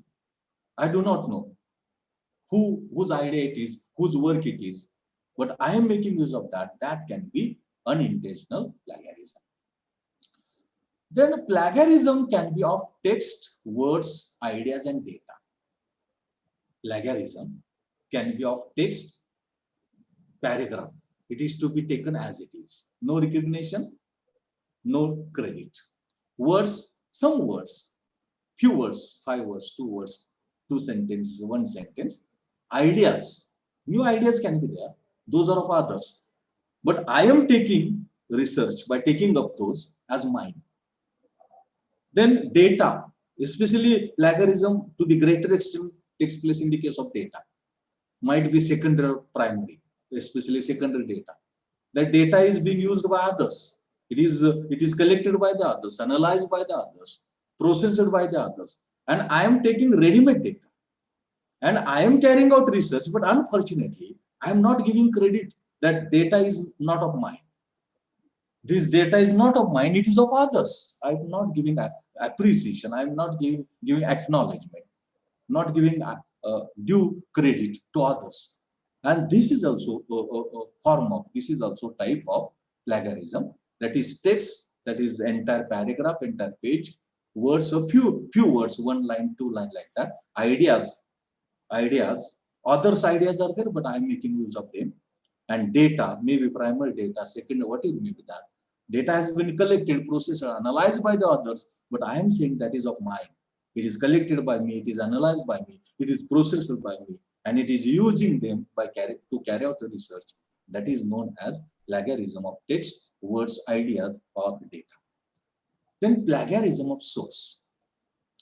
Plagiarism of source means actually I am making use of data from the other sources, but I am giving other sources.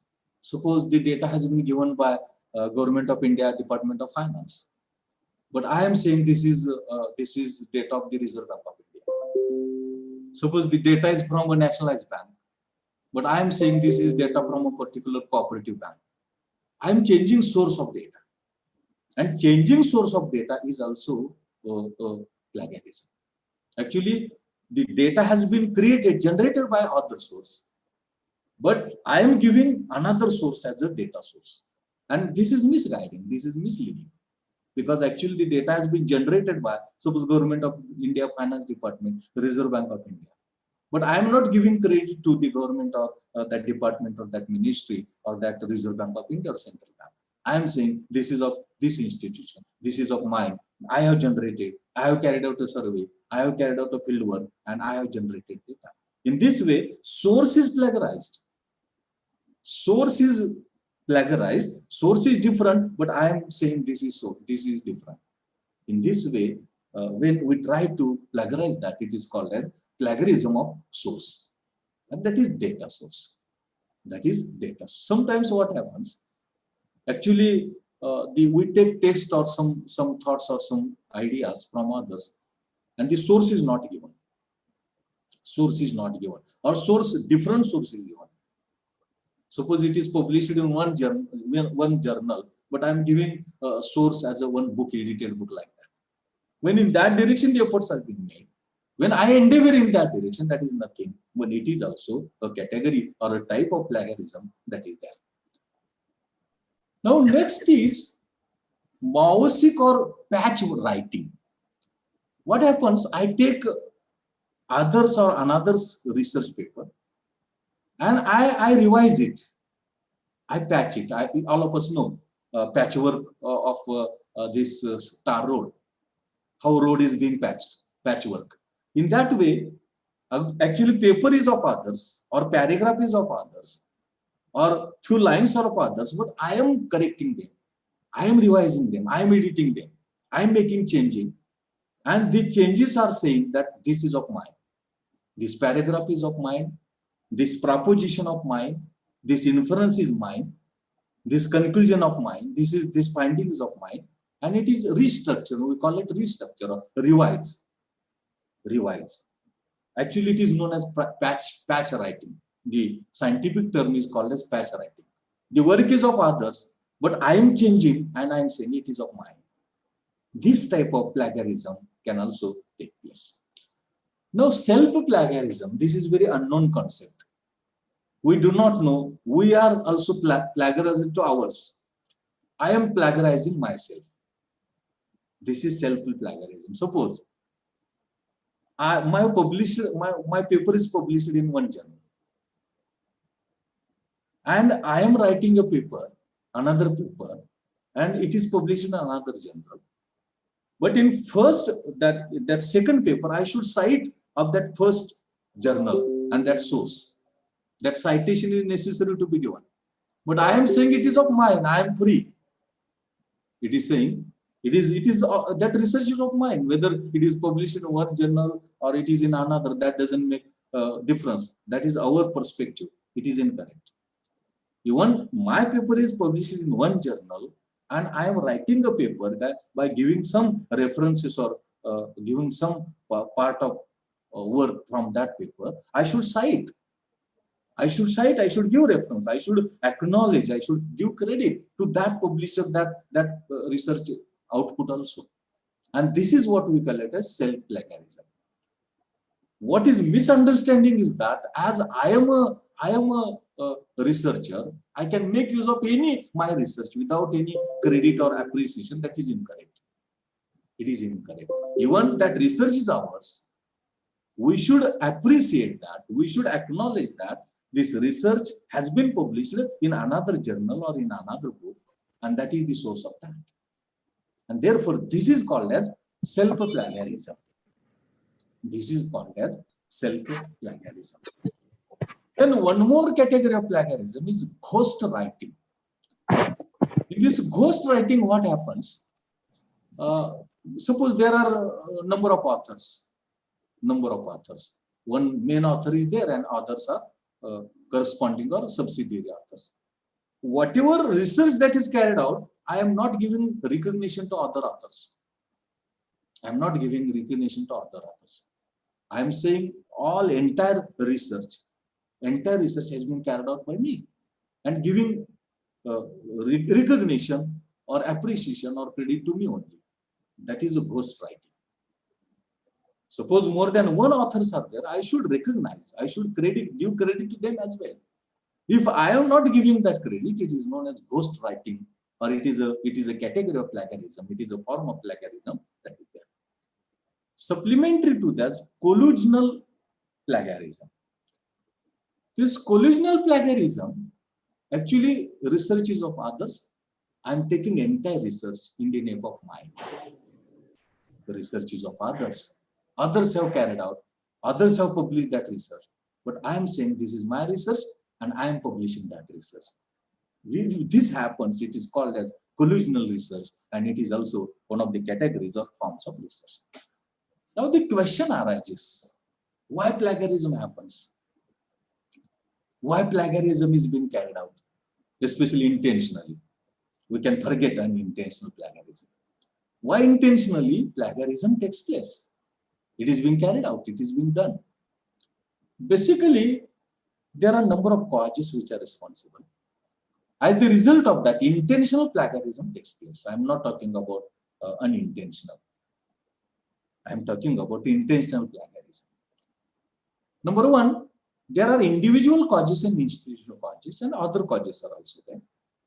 In individual causes, there is a desire to be successful, cultural, psychological, aggressive nature of success, fear of discrimination for failure, need for promotion, financial or job gains, financial benefits or job benefits, then to increase number of publication. That is also intention. I want to increase publication. Because of that also plagiarism takes place. Then undergraduate level plagiarism, that happens. Then dogmatic views expressed in textbooks, that can be also a responsible cause. Then I am not able to support to carry out that activity. I am not potential, I have not capability, but I am trying to carry out that activity. As the result of that also, this can happen. And it is demand of the publication. Publications are required. I want to increase publications, and the publisher also demands this type of research activity or research publication. In the context of all these, the individual level or because of individual causes, plagiarism takes place or it is being plagiarized, that is there. At institutional level, to get grants, to get some pharmaceutical benefits, to get academic and social performance of that institution or in university or college, gain access to the academic excellence, and publishing in indexed journals. That's some institutional intentions are there. And to fulfill these institutional intentions also, this plagiarism is carried out, it is being done. That is also one of the important causes responsible for plagiarism. In addition to that, plagiarism takes place because of shortage of time. I don't have much time or adequate time, necessary time. Inadequate preparation, I am not prepared well. I have not prepared. I am not given due justice to that topic, to that subject, but I am carrying out. In the context of that also, this plagiarism takes place. I do not know English, or my English is poor. I don't have writing skill. I am not capable of speaking English or writing in English. In the context of that, prominently, majorly, this plagiarism takes place. Supplementary to that, without taking into account quality of the research, neglecting quality of the research, when we try to go for research and research publication, research output, that can result in plagiarism, or that can be a cause of plagiarism. In shorter time, I want to realize, I want to get recognition as a researcher.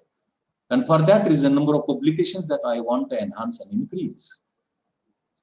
Because of that also, this plagiarism takes place. It happens. It is being carried out. Supplementary to that, poor quality of the journal, lack of proper guidelines to the authors, then there is no critical assessment or review of the paper or research publication. In that perspective also, this plagiarism takes place. Now, how to avoid plagiarism? How it is possible? Avoiding of the plagiarism. But before that, how to detect plagiarism? How to detect plagiarism? There are some softwares, iThenticate, Viper, Turnit, Crosscheck, WCopyFind, SafeAssign, eTablist, Viper. These are the softwares. Those check plagiarism extent, magnitude of plagiarism. There are also some websites, and these websites also enable us in checking or finding plagiarism. This www.scanmessay.com/plagiarism. It is also free software. www.google.com, www.authenticate.com, www.turnit.com. These also software websites which are helpful for us in capturing, finding plagiarism. Now, actually, what is expected, what is desirable, is whatever research, whatever words, whatever ideology, whatever findings, conclusion, inferences, we take help of them, we should recognize them. We should acknowledge them. Due credit should be given to that researcher, maybe an institution, maybe a group of researchers, or maybe a person or an individual. And it's very simpler. We call it as a citations. We call it as a citations. And how it is to be cited? What is methodology of citing that? Suppose I want to take some help of the research carried out by Dr. Anil Patil. Suppose he has published one paper on democracy like that, democratic value like that. And I want to take help of his research in support of my argument, in support of my proposition. So whatever 2-3 lines that I have taken from his article, from his paper, I should cite in my body of the paper, text of the paper, and I should cite Patil 2020, page number P25 in the body of the paper, in the body of that research output. At the same time, the detailed reference I should give at the end of that publication, maybe article, maybe research paper, or maybe thesis or dissertation. In body of the text, it is to be written shortly, in short, that is Patil 2020, Patil, comma 2020, comma P, page 25. This is in the body of that research output, the research publication, paper, article, dissertation or thesis. And at the end of that chapter, at the end of that paper, I should cite in detail. I should cite in detail, detailed reference of that. That is Dr. Anil Patil Anil, year, title of the publication, publisher, name of journal, page numbers, PP. In this way, detail, we call it as a American Psychological Association method of referencing. APA style, it is known as prominently APA style. That is, there are 2 forms. Number 1, in the body of the text, in the body of the paper, in the body of the article or thesis or dissertation, briefly, I have to give credit, I have to appreciate that researcher, and the detailed reference, it is to be given at the end. If it's an article paper, at the end of the paper. If it's a dissertation thesis, it is at the end of that chapter. It is necessary to be given. And this is a method of citation. And citation is nothing, but it is giving credit. And that helps us in avoiding what we call it as a plagiarism. That is, citations is a instrument. It is a mechanism, it is a system that is helpful, that enables plagiarism to avoid or to be avoided in this way. Now, how to avoid plagiarism? Number 1, we should be very honest while writing any article or paper. I know this is not of mine. I know this is of others. And that honesty, that sincerity, I must have. And by incorporating that honesty, by including that sincerity, I should write, I should prepare article. That can help us in avoiding plagiarism. Second, taking adequate time. The research is a lengthy process. It's not a mechanical process. Button is on and research is completed. Button is off, the research is stopped. That is not the case. It's a continuous process.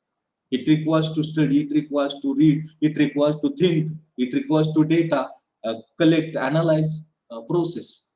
It requires to write, it requires to interpret. Number of things and activities required so far as carrying out research is concerned. And it is therefore time is required. Research is a lengthy process. It is a lengthy process. And if we are in a position to give that time, or it is necessary, it must be given. That necessary time, adequate time is necessary to be given. And when we get sufficient time, adequate time, then plagiarism can be avoided. It is possible to avoid. And therefore, shortage of time, paucity of time is a major problem. That is responsible for this plagiarism. Then, whatever we write, we should try for writing in our own words, own construction of the statement, of the statements, of the interpretation in own words, and own words that can help us in avoiding plagiarism, especially work that we plagiarize, the text that we plagiarize, that can be avoided. That can be avoided. Then acknowledging studied articles. Whatever articles we have studied, we have reviewed, even while preparing a research proposal also, in introduction part also, we should cite the research that we have gone through, that we have reviewed. In introductory part also, preparing a research proposal or preparing a thesis or a dissertation as well. That citation is necessary to be given. That recognition, credit to be necessary given.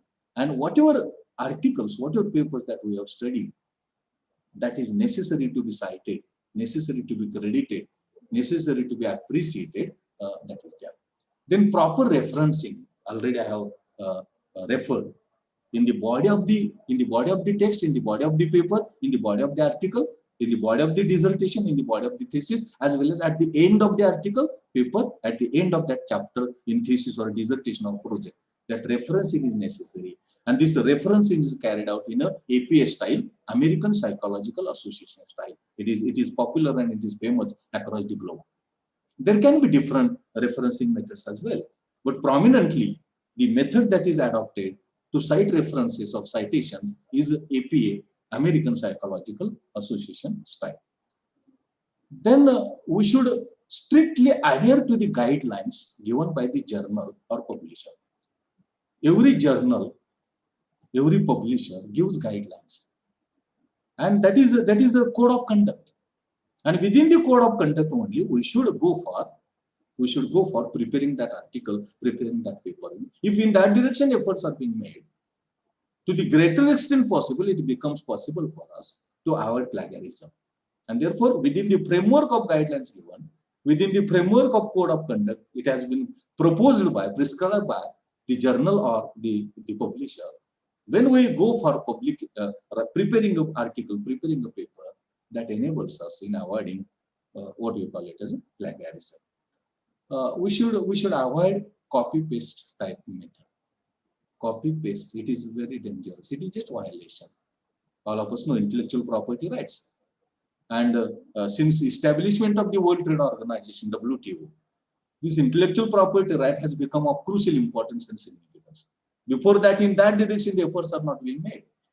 But after 95, this intellectual property rights in the form of, or it takes a form of patent, copyright, then geographical indication, plant breeders' right, number of forms, the design is there, industrial design. 5-6 forms are there. And everybody is of equal importance. Every form of intellectual property right is of equal importance. It is not that case that patent is more important and copyright is not important. That is not the case. Patent is important and copyright is not important. That is not the case. Suppose you have published a book, you are a writer, copyright you get, it is very important. It's a form of intellectual property right. And when I take help of that book, I must cite this is of others, this is of Dr. Anil, this is of Dr. Chavan. I should mention that. And if in that direction the efforts are being made, we can avoid copy-paste, and that enables us in avoiding what we call it as a plagiarism. Suppose in the case of what happens, something or sometimes it didn't become possible, who has created, who has carried out that research. It is unknown, or we are not familiar with that. In the context of that, we can write to the editor, I'm not getting that, who is the researcher or who has propounded, who has carried out research in this research or research in this particular issue or on this particular topic.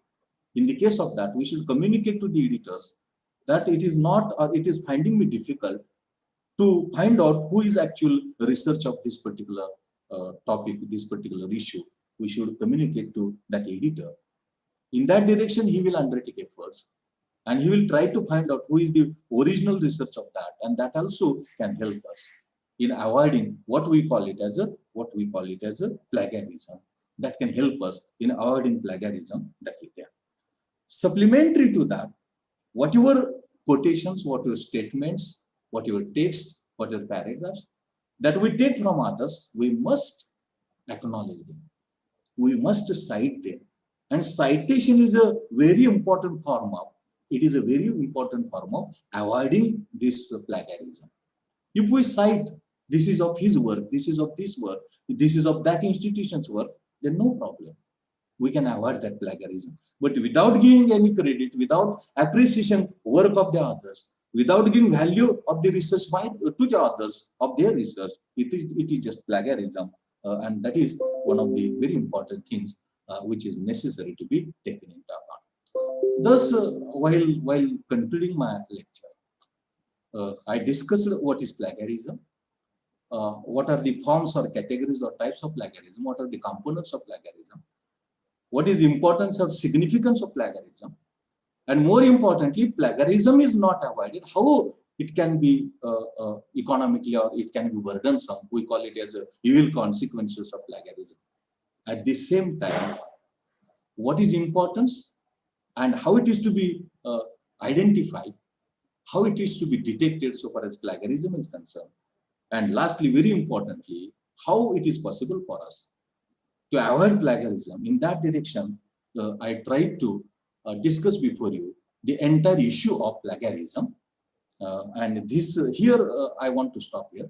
But once again, I am very much thankful to Dr. Anil, Dr. Chauhan, all my friends in this college, all participants, co-resource persons, management of the college and institute, and my dear participants. Thank you one and all. If anybody has any question, any query, it is most welcome.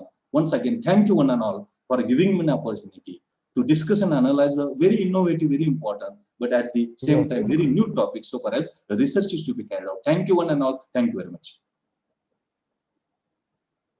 Over to you, Anil. Thank you so much, sir, for your valuable guidance from last 1 hour.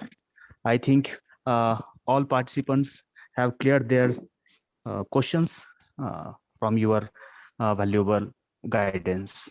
Now we move on for second technical session. In the second technical sessions, we have Dr. Vishal Oha, sir, as a resource person. Dr. Shirsagar, yes, sir. If there are any questions, we can go for that. Okay, sir. Okay, sir. Before beginning of the next session. Okay, sir. Okay. If anybody wants to ask any question or it is there in the chat box, will it be possible to first of all go to deal with them? And later on, yes, sir. I request participants before we start second session. I requested to all the participants, if you have any question, query, or comment, you can ask to Dr. P.S. Kamble, sir, or you can mention your question in chat box as well. So you can unmute yourself and ask your question. All the participants. यहाँ पर उपस्थित सभी participants को अगर कोई प्रश्न है तो आप पूछ सकते हैं. Sir, I have a question. Yes. Yes, most welcome. Yes, Dr. P.S. Kamble, sir, you have delivered very informative and useful lecture in this session. Sir, I have a question. If the information from an institutional or university page, if information from university or website, university website or institutional website, I have take this some message or information, how to cite it, sir? Okay. Basically, very important question that you asked. This plagiarism is relating to only research. It is relating to only research. And suppose in the research document or that document you are preparing, you have taken information of some other sources. You should cite. Suppose you have taken some information from our university. You can say Shivaji University Kolhapur says, or suppose Dr. Anil Patil says, or you can say P.S. Kamble says. And in this way, we prepare that. We incorporate in our research output. It is cited, and that is not a plagiarism. It is avoidance of the plagiarism that is there. Whatever may be the information, we are taking of others, so we should cite either in the form of references, or we can say according to Dr. Anil Patil this one, according to Dr. Tanange this one. You can mention in that, and that is also form of citation. That is also form of inverted commas and quotations like that. That can also help us in taking due care of, taking due credit to the authors, whose information and knowledge that we are using and referring. Yes. Anybody? Thank you, sir.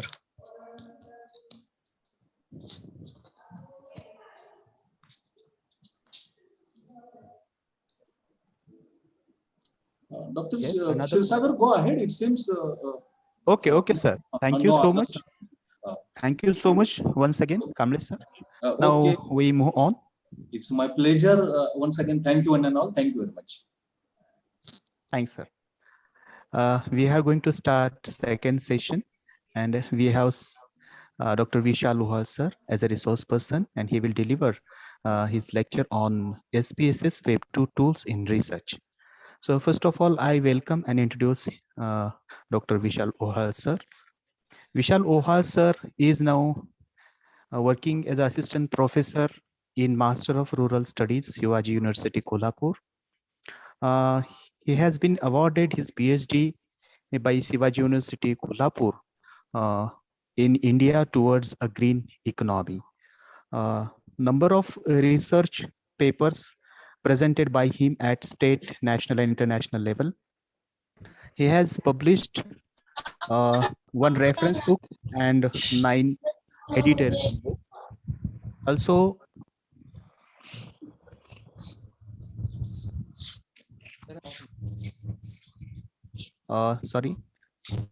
he has also awarded numbers of prestigious awards like Dr. Appa Sahib Pawar Meritorious Award.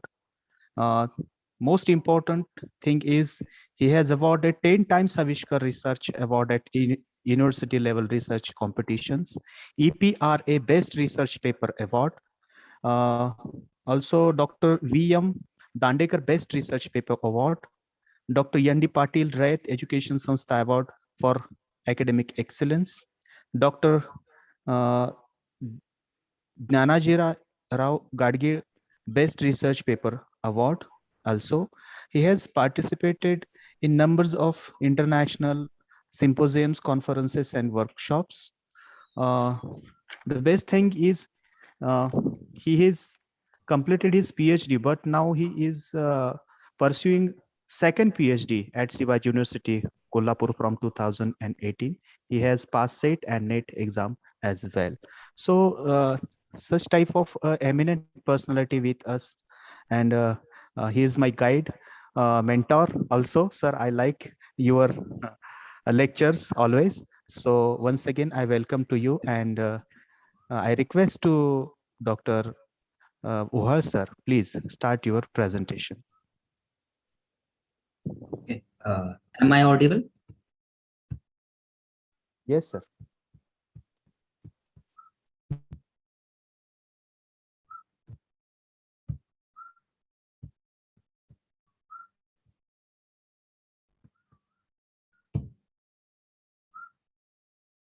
Screen दिसते का सर्वांना? Oh, this thing. Today's I am very happy for getting this very big and nice opportunity of these presentations to teach how to use the SPSS in the social science research, in particular subject of the political science, economics, and social other social sciences subject like the sociology.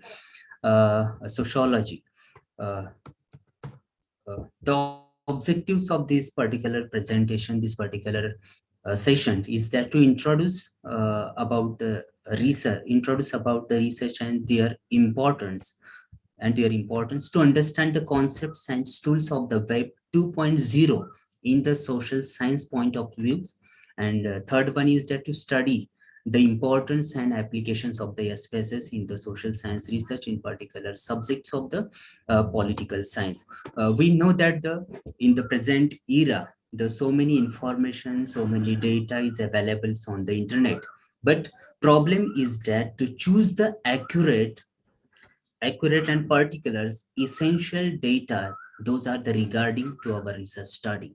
That is the big problem, and therefore rise the very dangerous problems of the plagiarisms.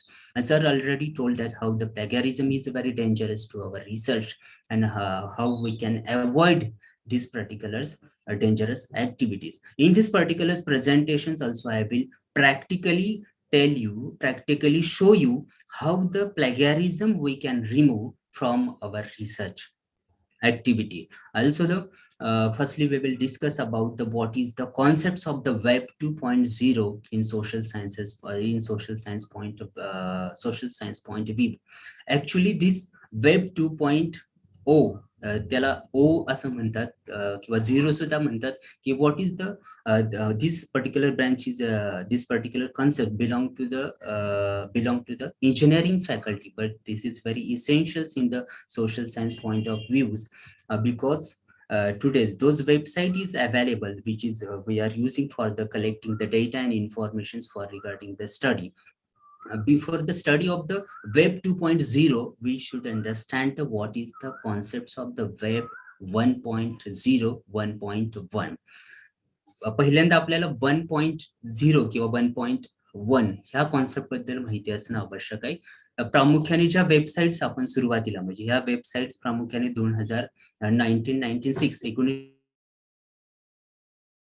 1996च्या आसपास तयार झाल्या की ज्या वेबसाईटचा आपण वापर करायचो त्या वेबसाईटवरून फक्त आपण डेटा कलेक्ट करू शकत होतो, तो डेटा पाहू शकत होतो. त्याच्यामध्ये we cannot edit any data, we cannot edit any information, we cannot delete, we cannot add information on that particular website, on that particular web page. म्हणजे एक असं वेब पेज होतं की त्या वेब पेजवर फक्त आपण माहिती पाहू शकत होतो, चित्र पाहू शकत होतो, व्हिडिओ आपण ऐकू शकत होतो आणि पाहू शकत होतो. त्याच्यामध्ये स्वतःच काहीही ऍडिशन आपण करू शकत नव्हतो. त्यामुळे त्या प्रकारच्या वेबसाईटला आपण रीड ओनली वेब किंवा पॅसिव्ह युजर वेब म्हणतो. त्यानंतर आता इम्पॉर्टंट म्हणजे त्यानंतर 2006ला वेब 2 म्हणजे याच्या पहिल्यांदा आपण नंतर how it is very helpful for our research, या सुद्धा गोष्टी आपण इथं पाहणं आवश्यक आहे. पण वेब 2 हे जे आहे ते वेब 2 तसं माहिती आपण ऍड सुद्धा करू शकतो. तर अशा कुठल्या वेबसाईट्स आहेत तर प्रामुख्याने सोशल नेटवर्किंग ज्याला आपण म्हणतो, तर सोशल नेटवर्किंग असेल की ज्याला आपण सोशल मीडिया असं म्हणतो की त्याच्यामध्ये प्रामुख्याने फेसबुक येतं, विकिपीडिया येतं, इन्व्हेस्टोपीडिया येतो, इन्व्हेस्टोपीडिया, स्लाइड शेअर्स, ईबाय. वेबसाईट वरून आपण व्हिडिओ पाहू शकतो, लेक्चर्स ऐकू शकतो. आपण हे जो लेक्चर ऐकतोय ते एका व्हिडिओ सॉफ्टवेअरच्या माध्यमातून ऐकतोय आणि जर तुम्हाला याच्यामध्ये काही त्रुटी जाणवल्या, काही शंका असली तर तुम्ही तुमची इन्फॉर्मेशन सुद्धा याच्या माध्यमातून शेअर करू शकता. तर यामुळे झालं काय की आपल्या important information those is relating to our research आपण कलेक्ट करू शकतो. आणि त्याचप्रमाणे जर एखादी वेबसाईट वरती चुकीची इन्फॉर्मेशन असेल तर त्याला आपण कमेंट्स करून ती इन्फॉर्मेशन चुकीचं आहे असं सुद्धा सांगू शकतो.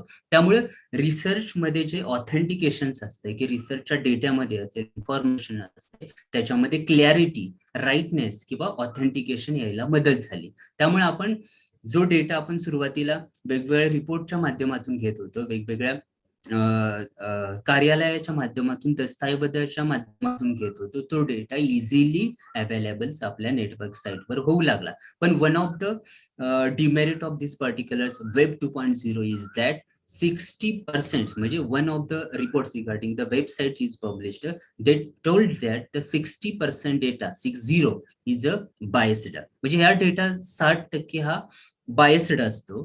मग तो डेटा आपण पीएचडीच्या वापरासाठी आहे असा घेतो आणि तो आपला पीएचडीचा प्रबंध तयार करतो. पण जर वेबसाईटवरचा 60% डेटा जर प्लॅगराइज्ड असेल किंवा चोरीचा असेल किंवा त्याच्यामध्ये कुठल्याही प्रकारचं तथ्य नसेल तर how it is helpful for our research हा एक क्वेश्चन तयार राहतो. आणि मग त्याच्यामध्ये प्लॅगरिझम यांसारखी कॉन्सेप्ट पुढे येते आणि मग ते अवॉइड करण्यासाठी वेगवेगळे सॉफ्टवेअर येतात. मग ते सॉफ्टवेअर कोणते आहेत, त्याचा आपण वापर कशा प्रकारे करायचा आणि how we can avoid the plagiarism याचं सुद्धा आपण प्रॅक्टिकली या ठिकाणी पाहणार आहोत. तर युट्यूबच्या माध्यमातून आपण स्वतःची लेक्चर्स तयार करून अपलोड सुद्धा करतो, त्यामुळे सुद्धा संशोधनाला मदत होते. तर अशा प्रकारे वेब नेटवर्किंग किंवा सोशल नेटवर्किंग किंवा सोशल मीडिया याचा वापर संशोधनासाठी एक महत्वपूर्ण ठरल्याचं आपण पाहू शकतो. त्यानंतर याचे फीचर्स काय आहेत, म्हणजे what is the features of web 2.0. तर याच्यामध्ये प्रामुख्याने फीचर्स आहेत ते पॉडकास्टिंग, म्हणजे दिस इज हे आपल्या सोशल सायन्सची येईलच असं नाही, पण सब्जेक्ट वेब 2.0 असं असल्यामुळे हे सांगणं अतिशय महत्वपूर्ण आहे. Those are the relating to the research. तर पॉडकास्टिंग म्हणजे जे आयफोनचे ओनर्स आहेत त्यांनी आयपॉड्स आणि ब्रॉडकास्टिंग या 2 शब्दापासून पॉडकास्टिंग हा शब्द तयार केला. आणि पॉडकास्टिंगचा सर्वात जास्त वापर कशाला होतो, तर आपण युट्यूबचा वापर व्हिडिओ पाहण्यासाठी करतो. वेगवेगळ्या वेबसाईटचा वापर पिक्चर्स पाहण्यासाठी म्हणजे पिक्चर्स इमेजेस पाहण्यासाठी करतो. त्याच प्रकारे पॉडकास्टिंगचा उपयोग आपण ऑडिओ ऐकण्यासाठी करतो. म्हणजे सुरुवातीला ज्या प्रकारे रेडिओज होते ते वेव्हच्या माध्यमातून चालत होते, तशाच प्रकारचं पॉडकास्टिंग म्हणजे आपण बघतो की वेगवेगळ्या कादंबरीज असतील, वेगवेगळे पुस्तकं असतील, ते आपल्या ऑडिओ फॉर्म मध्ये यायला लागले. यामुळे काय झालं, संशोधनासाठी असणारी इम्पॉर्टन्स माहिती we can easily collect from the podcasting. त्यामुळे podcasting is a introducing a very important role in the research. त्याच्या माध्यमातून आपण unlimited audios those are the relating to the research collect करू शकतो, ऐकू शकतो आणि आपलं संशोधन पुढे घेऊ शकतो. त्याच प्रकारे ब्लॉगिंग.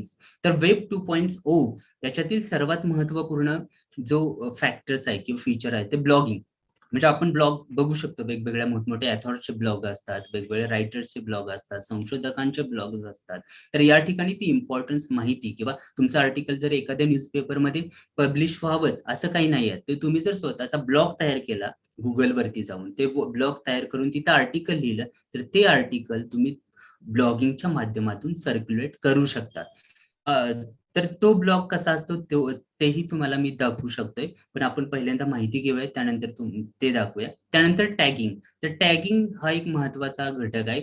टॅगिंग म्हणजे काय, बऱ्याच वेळेला हॅशटॅग म्हणजे गुगल फेसबुकवरती एक मुवमेंट चालली होती, couple challenges, hashtag couple challenges. हा टॅग लावल्यामुळे काय होतं, तुमचं आर्टिकल असेल, तुमचं संशोधन असेल, तुमचा थॉट्स असेल, तो जास्त प्रमाणामध्ये सर्क्युलेट व्हायला मदत होते.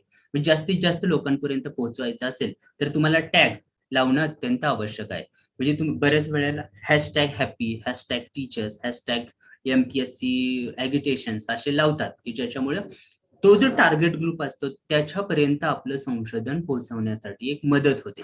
आता RSS feeding, RSS means real simple syndications आपण त्याला म्हणतो. आता हे कशा प्रकारे असतात तेही तुम्हाला मी या ठिकाणी दाखवतो की RSS फीडिंग याचा वापर कशा प्रकारे केला जातो. तुम्ही जर वेगवेगळ्या वेबसाईट्स वरती जर गेलात तर तुम्हाला त्याचं एक छोटंसं टॅगिंग 3 रेषा असणारं स्पीकर सारखं एक सिम्बॉल दिसतं, त्याला जर तुम्ही सबस्क्राईब केलं तर त्या वेबसाईट्स वरती ज्या ज्या अपडेट्स तुम्हाला अपडेट्स वेबसाईटवर टाकल्या जातात,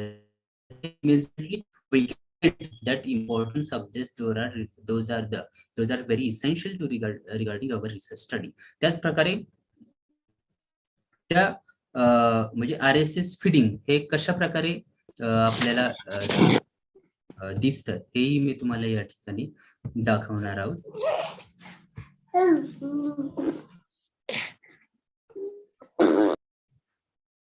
आता आपण पॉलिटिकल सायन्स म्हणजे most of the audience belong to the political science असल्यामुळं मी तुम्हाला राज्यसभेच्या वेबसाईट्स वरती घेऊन जातो. त्या ठिकाणी इथं RSS फीडिंग याचं सिम्बॉल कसं आहे ते आपण पाहू शकतो.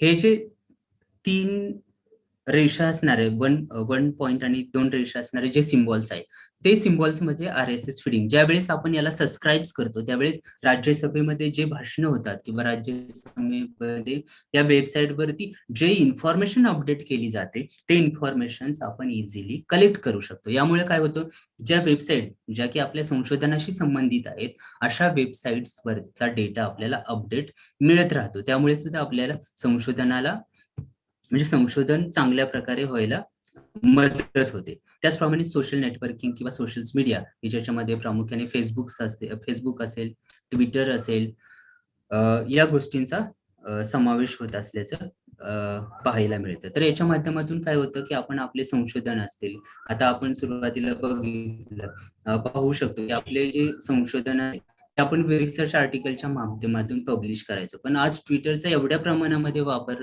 व्हायला लागले की ट्विटरच्या जे हेडिंग्स असतात त्याच्यावरूनच आता न्यूजपेपरच्या हेडिंग तयार व्हायला लागल्यात. म्हणजे मोदी काय म्हणाले, प्राईम मिनिस्टर काय म्हणाले, होम मिनिस्टर काय म्हणाले हे ट्विट करायला लागले आणि त्याच्या माध्यमातून त्यांनी काय केलं ट्विट हे आता पेपरमध्ये येऊ लागले. एवढं सोशल नेटवर्किंगचं आपल्या डेली लाईफ मध्ये असेल किंवा संशोधनात असेल किंवा न्यूज पत्रामध्ये असेल किंवा मीडियामध्ये असेल त्याचं इम्पॉर्टन्स वाढल्याचं आपण पाहतोय. त्याचप्रमाणे आता वेब 2.0 किंवा वेब 2.0 याच्या पुढचं व्हर्जन म्हणजे वेब 3.0 आता मार्केटमध्ये आलेलं आहे किंवा आपल्याला मीडियामध्ये आल्याचं दिसतं. तर हे वेब 3.0 काय आहे तर याच्यामध्ये प्रामुख्याने जे वेबसाईट्स असतात ते सायंटिफिक वेबसाईट असतात किंवा त्याच्यामध्ये आर्टिफिशियल इंटेलिजन्सी वापरलेली असते. म्हणजे काय असतं, जर समजा सकाळी तुम्ही युट्यूब वरती दररोज 6 वाजता भक्तिगीतं ऐकत असाल किंवा वेगवेगळ्या पर्टिक्युलर व्हिडिओज ऐकत असताल की जे तुमच्या संशोधनाशी रिलेटेड आहेत आणि सकाळी 6 वाजता किंवा भक्तिगीतांचं आपण उदाहरण घेऊया, सकाळी 6 वाजता भक्तिगीतं ऐकत असताल, अशी 2-3 दिवस तुम्ही जर भक्तिगीतं 6 वाजता ऐकली असेल तर तिसऱ्या दिवशी ऑटोमॅटिक युट्यूब उघडल्यानंतर त्याच प्रकारचे गीत किंवा त्याच प्रकारचे सॉंग्स तुम्हाला युट्यूबवर तुमच्या पेजवरती आल्याचं दिसतात. जर तुम्ही 2 वाजता म्हणजे पर्टिक्युलर वेबसाईट ज्या की तुमच्या संशोधनाशी रिलेटेड आहेत या जर सर्च करत असाल, उदाहरणार्थ UNDP असेल, राज्यसभा असेल, लोकसभा असेल किंवा या संदर्भात डेटा मिळतो, ज्या वेबसाईट तुम्ही पर्टिक्युलर त्या टायमिंगला जर सर्च करत असाल तर दुसऱ्या दिवशी त्याच टायमिंगला ते वेबपेज ते वेबसाईट्स त्या प्रकारच्या वेबसाईट्स तुम्हाला प्रोव्हाइड करण्याचं काम ते करतं. याचाच अर्थ काय आहे, म्हणजे सायंटिफिक वेब म्हणजे आपल्याला म्हणजे कळतं की आपण सकाळी उठल्यानंतर आंघोळ करतो जसं आहे, म्हणजे आपल्याला समजतंय तशाच प्रकारचं अंडरस्टँडिंग आता वेबसाईटला होऊ लागले. म्हणजे या ऑडियन्सला, या सर्च करणाऱ्या रिसर्चला काय आवश्यक आहे हे वेबसाईट अंडरस्टँड करायला लागले आणि तशा प्रकारच्या वेबसाईट्स, तशा प्रकारचा डेटा, तशा प्रकारची इन्फॉर्मेशन प्रोव्हाइड करण्याचं काम हे वेब 3.0 च्या माध्यमातून होते. त्यामुळे रिसर्च करण्यासाठी या प्रकारचे टूल्स म्हणजे या प्रकारचे टूल्स असतील, या प्रकारच्या वेबसाईट्स असतील, हे एक महत्वपूर्ण रोल्स आपल्या दैनंदिन संशोधनामध्ये किंवा जीवनामध्ये पार पाडत असल्याचं आपल्याला या ठिकाणी आपण पाहू शकतोय.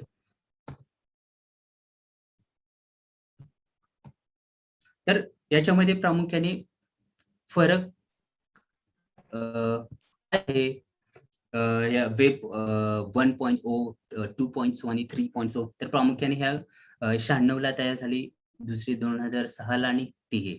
तर याची स्थापना कशी झाली, तर याच्यामध्ये पहिल्यामध्ये फक्त आपण माहिती घेत होतो, दुसऱ्यामध्ये माहितीच आपण देवाण करत होतो आणि इंटेलेक्च्युअल म्हणजे इंटेलेक्च्युअलिटी ह्या वेबसाईट्स मध्ये आल्यामुळे तुम्हाला जे याच्यामध्ये प्रामुख्याने दिसतं म्हणजे जे आवश्यक डेटा ऑटोमॅटिकली तो सर्च होतो, ऑटोमॅटिकली तुमच्या वेबसाईटला दिसतो. त्याचप्रमाणे याच्यामध्ये व्हर्च्युअल एन्व्हायरमेंट तयार झाल्याचं दिसतंय. म्हणजे आता आपण जे लेक्चर घेतोय ते माझ्या बॅकग्राऊंडला जे व्हर्च्युअल इमेजेस तुम्हाला दिसतंय ते सुद्धा एक वेब 3.0चा एक फीचर्स आहे. म्हणजे अशा प्रकारे virtual images, virtual classroom, virtual class तयार झाल्यामुळे we can easily connect to the student आणि त्यामुळे टीचिंग लर्निंग हे जी प्रोसिजर्स आहे ते अतिशय सोपी झाल्याचं आपण या ठिकाणी पाहतोय. हे झालं वेब 2.0 टूल्स. आता directly we move on the very essential topic of SPSS use in the social sciences research. What is the full form of the SPSS? This particular short form is using for the statistical package for the social sciences research, and this is particular software is using for the research activity, which is very important for getting the very higher degree like the PhD and MPhil. How we can use in this particular software in our research. Also, after the collecting all primary data, after the collecting of the secondary data, how we can enter this particular data in that particular in a practically. त्यानंतर practically जो आपण data गोळा करतो संशोधनासाठी असेल क्वेश्चनरच्या माध्यमातून, त्याच प्रकारे we can draw the tables, we can draw the cross tables, also we can test the hypothesis which is very relating to prove the inferences of the particular research. म्हणजे एखादं गृहीतक असेल, एखादं ऑब्जेक्टिव्ह असेल ते प्रूव्ह झालंय की नाही हे स्टॅटिस्टिकली मांडण्यासाठी, हे स्टॅटिस्टिकली तुम्हाला प्रूव्ह करण्यासाठी हायपोथेसिस टेस्ट करणं आवश्यक आहे. त्यामुळे there are so many test are available in this particular software like the chi square test, T test, one sample T test, independent sample T test, independent sample t-test and peer sample t-test. And what is the purpose? Each test using for the different types of the data. So I will show you the which data is suitable for the particular test. ते सुद्धा मी तुम्हाला practically या ठिकाणी दाखवण्याचा प्रयत्न करेल.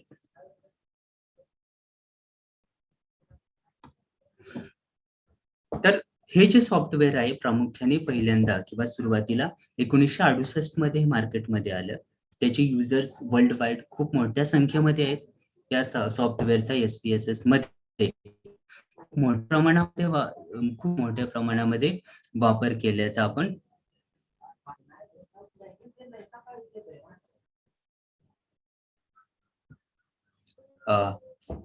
so many social sciences researchers are using this particular software in the research. This software founded in the 1968, and today's more than the billions users are using this particular software in the social sciences, in the social science research.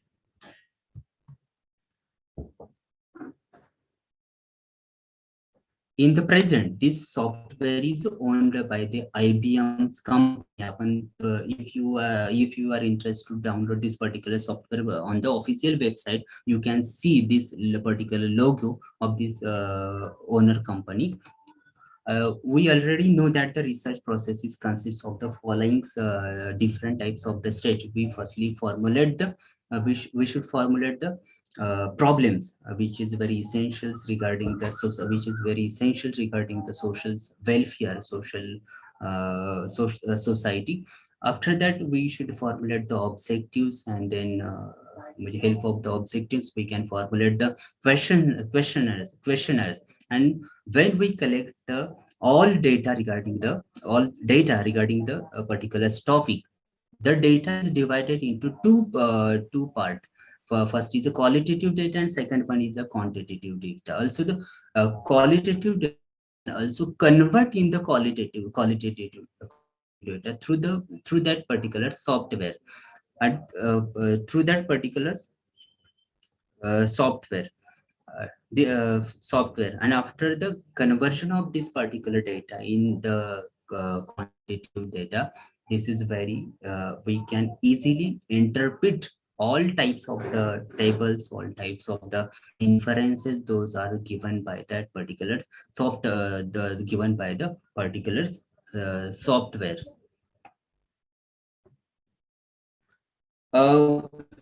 First, before the entering questionnaire data in the SPSS, you should codes and decode the collected data in a particular format.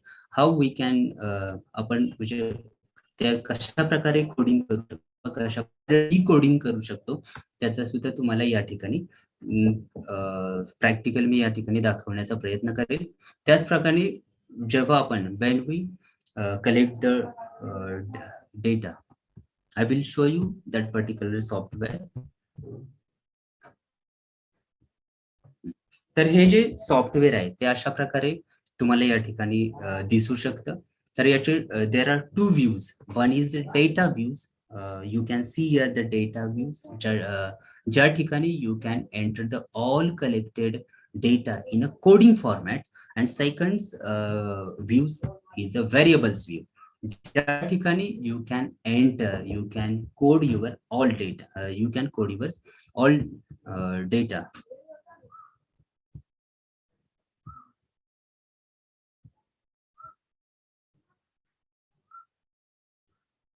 तर जे आपण data असतो त्याचे प्रामुख्याने questions असतात, त्याचे प्रामुख्याने दोन part पडतात. एक close ended questions and second one is open ended questions. Close ended जे क्वेश्चन असतात ते प्रामुख्याने that types of, we can tell them the close ended questions. If you want response in a particular format, suppose you ask to the respondents how your satisfactions with your college staffs. There is college staffs, आणि तुम्हाला याच format मध्ये response हवा असेल तर you can give the your own options for collecting the data. Excellent, goods, bad and very bad.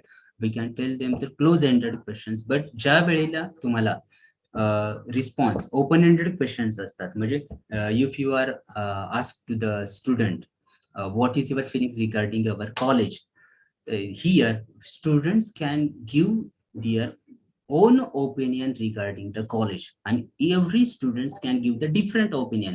That is the open-ended questions. Here the how we can code the collected data.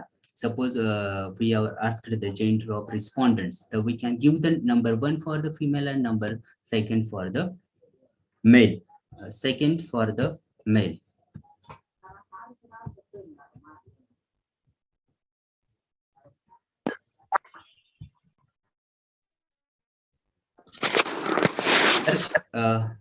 How we can enter data in the software, I am showing the practical. Suppose you have collected the data regarding the gender.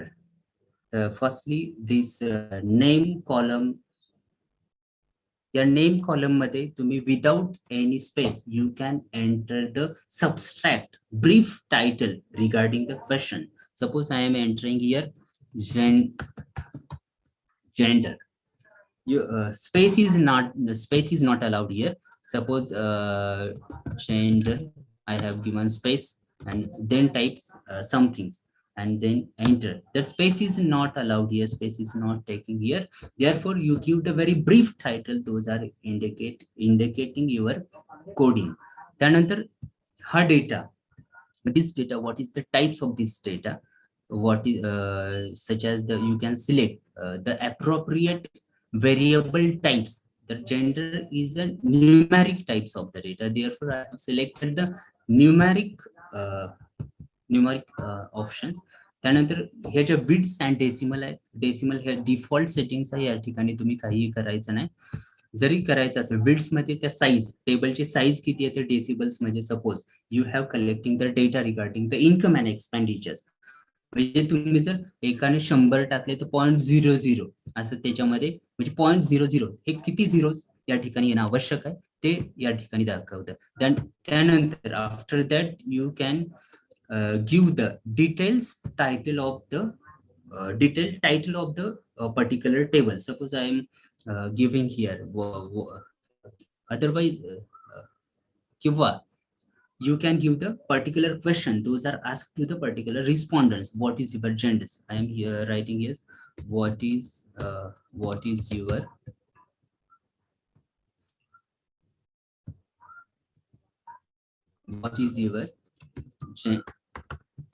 gender? You can note here all you can details questions in the labels also. Otherwise, you can if you want the appropriate title of that particular tables, also you can write here what is your gender. After that, coding is very essential. You give the value 1 for the male, and after that you can enter the coding. We have given the 1 number for the male and second for the female. त्यानंतर 3 number जर आपण transgender असं जर दिलं असेल,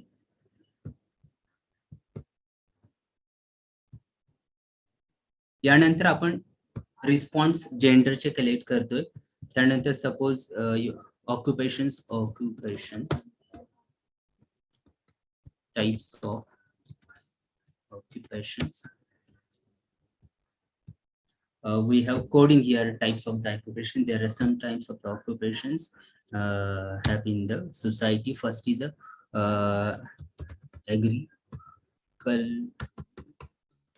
agriculture. Second one is a industry. Third one is a dairy, which is allied sector, agriculture allied sector. Fourth one is a business. Am I audible to all? Hello? Yes. Okay. I have entered the Sir, yes, sir, sir. one more request, please. There are numbers of participants from North India. They are requesting, please present yourself in English or Hindi. Yes, sir. Yes. There are some types of the occupations informations those we have collected in through the questionnaire. That occupations we have entering in the coding form. For one we are given 1 number for the agriculture, second number is the industry, third one is dairy farming, fourth for the business, fifth for the job, government job.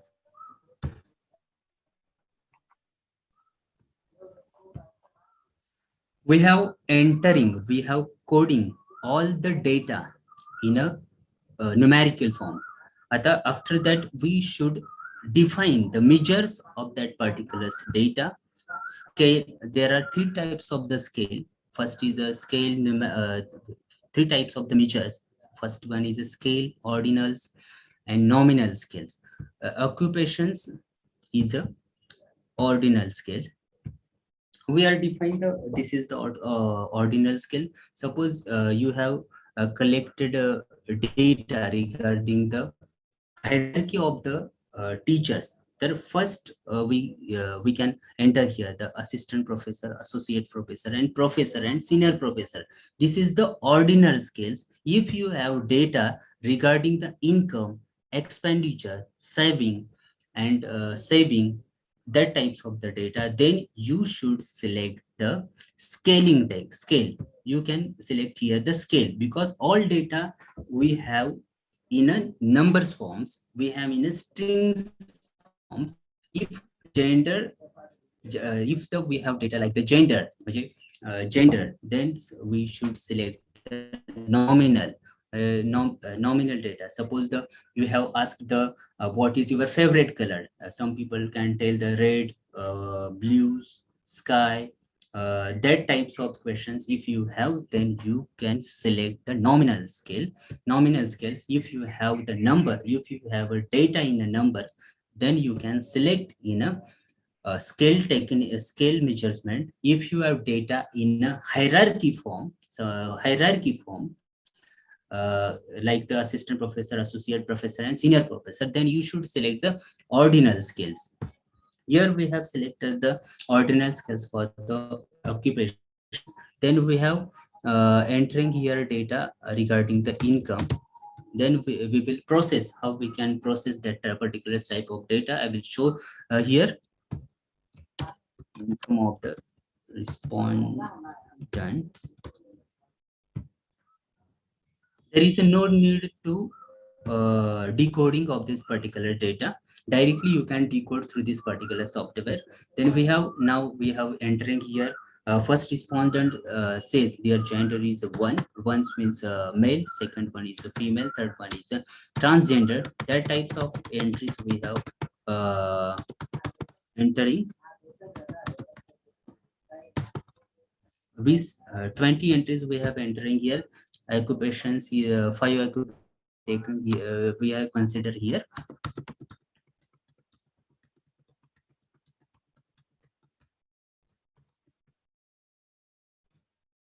Income, monthly income we have to register here.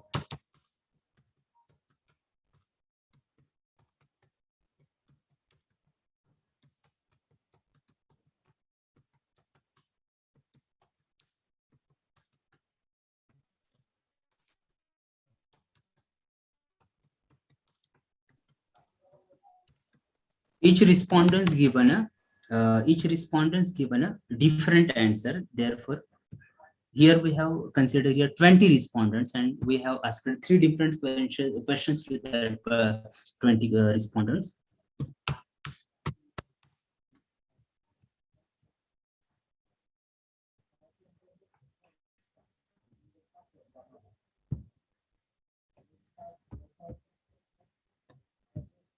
Suppose you want the frequency of the respondents, then you go the menu of the analysis, then you go the descriptive statistics and drop down menu. You can see here, you select the frequencies and what questions you want to process here.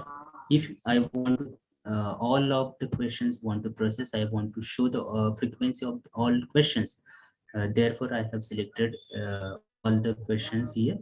If you want to test the what is the mean of collected income data, medians, mode. If also I want to standard deviations, how the data is spread from the mean value. If I want to check here keenness, scrutiness.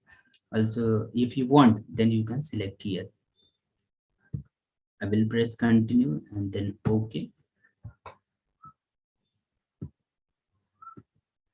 Here you can see here the data is we have getting in the tables form. Is male frequency is 35% respondents is belong. We can interpret here the 35% respondents belong to the male category, 45% respondents belong to the female category, and only the 20 belong to the gender category. Also, we can classify our the respondents, classify respondents in different types of the occupations. How many belongs to the agriculture, industry, business, and government job. Also, here we have collected the original income data. But if you want this data in a category form, suppose in a interval ratio form. So sometimes you are doing the categories. 10,000 to 50,000, 50,000 to 1 lakh, 1 lakh, 1 to the 1,50,000, 50,000 to 2 lakhs. That types of data, if you want, then you go the menu of transform and go in the code into the same variables. If you want this particular changes in the same column, then you can select this particular menu. If you want coded data is a different cell, different column, then you can select here the code into the different variables. I have selected here the this I have selected here income.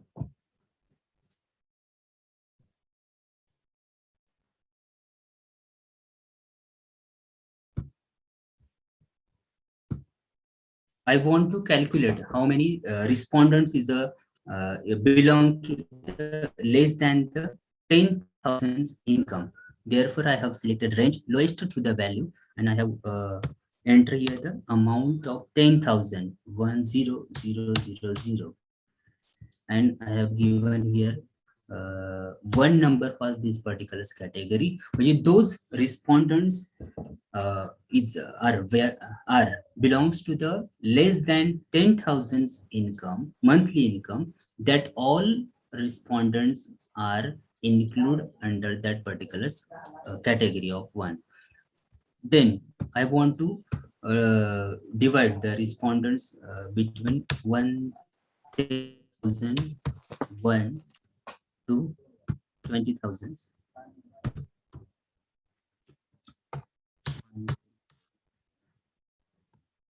मैंने इसे 2 number दिया है. Then I want to third category 20,000 to 30,000. मैंने उसे 3 numbers दिया है. Then मुझे 30,000 1 to 40,000.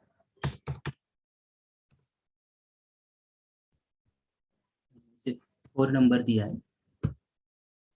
और after that I want to see the how many respondents is include the group of 40,000 income group. इसलिए मैंने यहाँ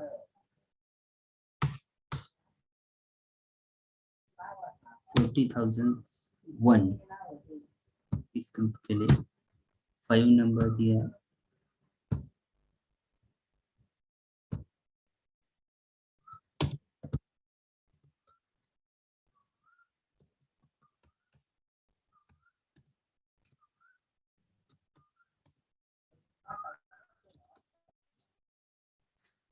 मुझे जो सेल अलग होने वाली है, हम जिस सेल को हम डिकोडिंग कर रहे हैं उसका नाम इनकम ग्रुप, इस नाम से न्यू सेल तैयार होगी.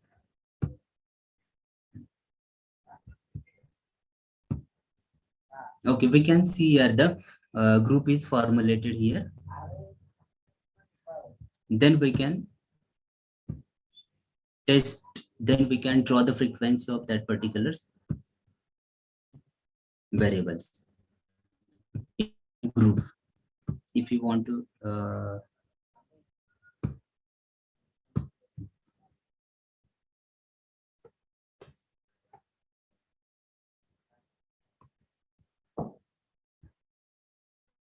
यह ग्रुप तैयार हुए 1 के कितने, तो उसे डिकोडिंग भी करना जरूरी है.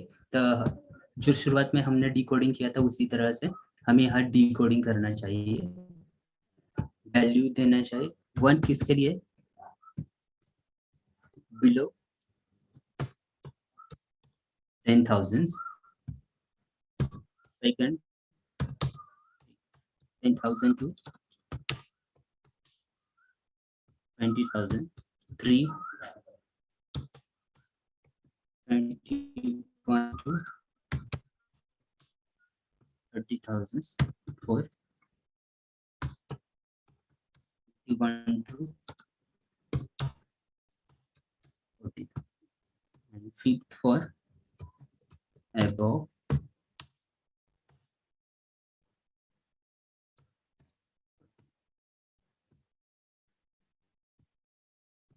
We have decode here, and we will check how the frequency show here.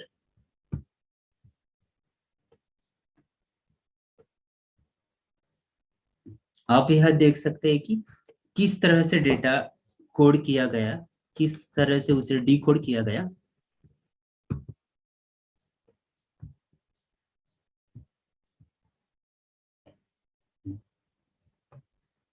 यहाँ देख सकते हैं कि One respondent is belongs to below the 10,000 income. 5% people belong to that particular group, and most of the respondents is belong to the above 40,000 group.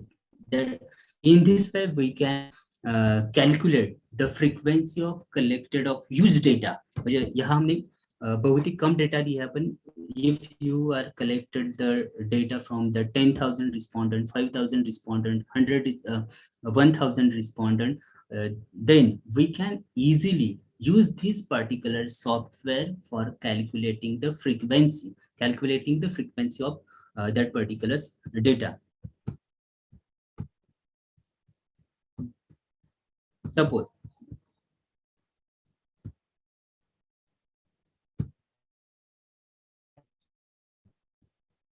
तो ये हुई frequency की बात. Then after, if you want to draw the cross tables, suppose if you want to test how many how much how the female are what is the amount, what is the income of the females and what is the income of the male gender. If you want to divide the income data in the two different gender, if you want to check the how many women are earning, how many amount earning by the women and how many amount are earning by the males candidate, then you can select here the cross tables. Yes, what is the gender? You can select here the gender, and then you can select here the income group. आपको जो चाहिए आप यहाँ you can test the chi-square test. Chi-square test also you can check here the correlations, what is the correlations between the genders and income, and then you can click here.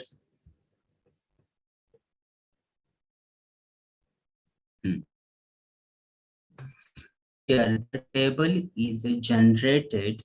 There are two variables is here in this in one text. Male म्हणजे वो male category है, उनमें जो out of total respondents 7 is belong to the male category and 6 belongs to the above 40,000 incomes, and out of the 9 females, how many females is belong to that particulars and that particulars that are showing very clearly, and transgender is belongs to the what are the incomes of that transgender also we can see very clearly. In this way we can classify the data in a cross tabulations. Here we have tested the chi-square value. ये जो chi-square value होती है कि जो कि hypothesis, जो those are the regarding the hypothesis which is very essential, and based on that you can select or reject the hypothesis. यहाँ हम एक hypothesis formulate करते हैं कि there is no relationship between gender and income earning. I want to say here gender का और income earning करने का कोई भी संबंध नहीं है, ऐसा मैंने यहाँ कहा है. तो ये जो वैल्यू आई है सिग्निफिकेंस वैल्यू से पी वैल्यू भी कहते हैं. जब ये पी वैल्यू 0.05 ये जो सिग्निफिकेंस वैल्यू होते हैं, जो कि एक जो स्टैटिस्टिशियन है उन्होंने एक there are given the number of significant level 0.01, 0.5, 0.10, 0.15.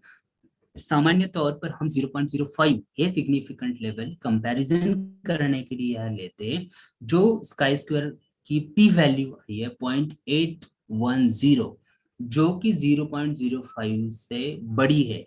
जब when the p value is greater than the 0.05% significant level, that time we can reject the null hypothesis and we will accept the alternative hypothesis. जो कि alternative hypothesis होता है वो सूचित करता है कि gender और इनकम ग्रुप में कोई तो इम्पोर्टेंट महत्वपूर्ण संबंध है.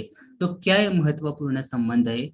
यह दिखाया गया है कि जो फीमेल्स क्या संबंध है, तो जो फीमेल्स इनकम फीमेल्स है वो ज्यादातर हायर जो इनकम ग्रुप है उससे बिलोंग्स करती है, जो उससे बिलोंग्स करती है वो हम क्रॉस टेबल से जान सकते हैं।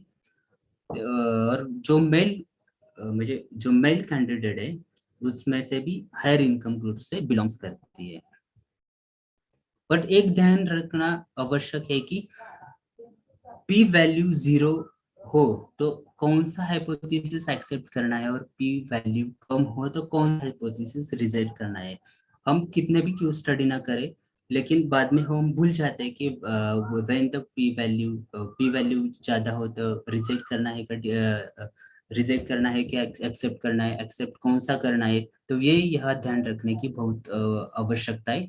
यह पी वैल्यूज या सिग्निफिकेंस यानी p value और degree of freedom यानी 6, how we can calculate the degree of freedom, that there are some methods is available for the calculating the degree of freedom. Suppose you have the 10 sample and you have used a 1 sample t test, then you can subtract the 1 from the 10, मुझे आपके पास 10 respondent है और आपको degree of freedom calculate करना है और आपने 1 sample t test का यूज किया है, तो आप 10 में से 1 सब्सट्रैक्ट करते 9 डिग्री ऑफ फ्रीडम आएगा। यह स्काई स्क्वायर में डिग्री ऑफ फ्रीडम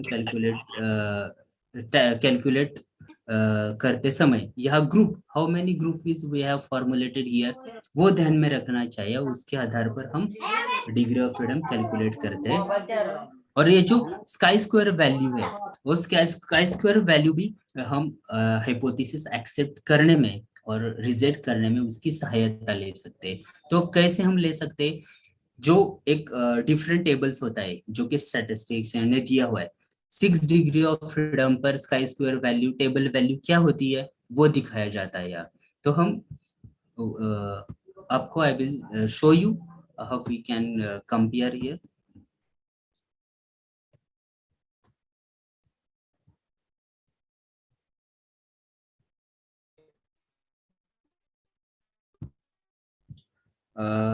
मुझे लगता है ज्यादा समय जा सकता है उसमें, तो आप इतना ही ध्यान में रखो कि ये पी वैल्यू ये जो स्काई स्क्वायर कैलकुलेटेड वैल्यू है और जो टेबल वैल्यू होती है जिसके साथ हम कंपैरिजन करते हैं वो हम 6 डिग्री ऑफ फ्रीडम की सहायता से, जो टेबल अलग होते हैं स्टैटिस्टिशियन से, उसमें से लेकर we can compare the calculated value with the tables value. जब calculated value is greater than the table value then we can accept the alternative hypothesis and reject the null hypothesis. But if the calculated value is less than the table's value, then we accept the null hypothesis and reject the alternative hypothesis.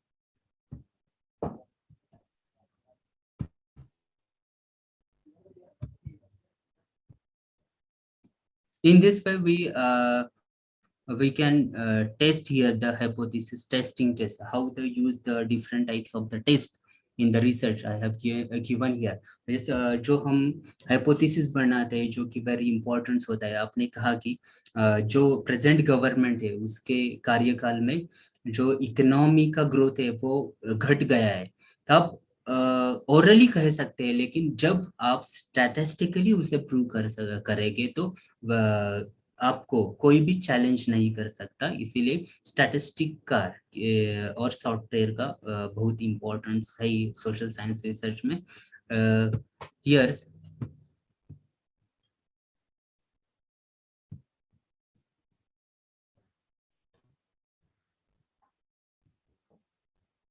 Suppose you have data of the income, present government में आपकी salary बढ़ी या न बढ़ी। आपने कहा कि जो प्रेजेंट गवर्नमेंट है उस due to the present government my monthly income is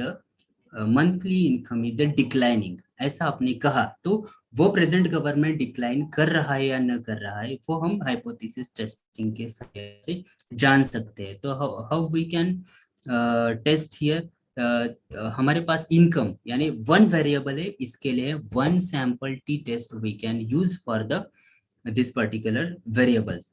here हमारे पास इनकम है, रिस्पोंडेंट्स है, और टेस्ट वैल्यू, यानी टेस्ट वैल्यू क्या डालनी चाहिए, या प्रेजेंट गवर्नमेंट का डेटा यहाँ है और पिछले प्रीवियस गवर्नमेंट में आपकी सैलरी क्या थी, वो सैलरी का मंथली इनकम यहाँ डालना है। सपोज आपकी पहली सैलरी 2 लाख है,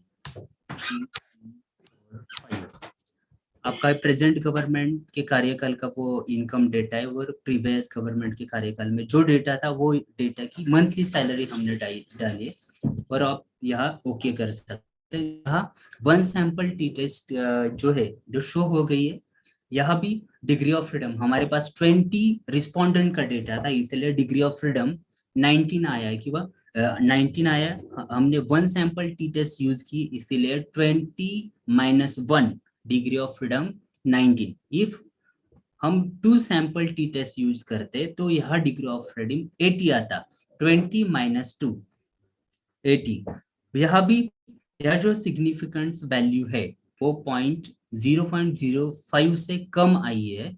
इसका मतलब है कि यह पहले गवर्नमेंट के कार्यकाल में हमारी जो सैलरी थी वो 2 लाख थी, और अब जो सैलरी है वो है 96,550, यानी उसमें जो डिफरेंस है वो डिफरेंस इतना है।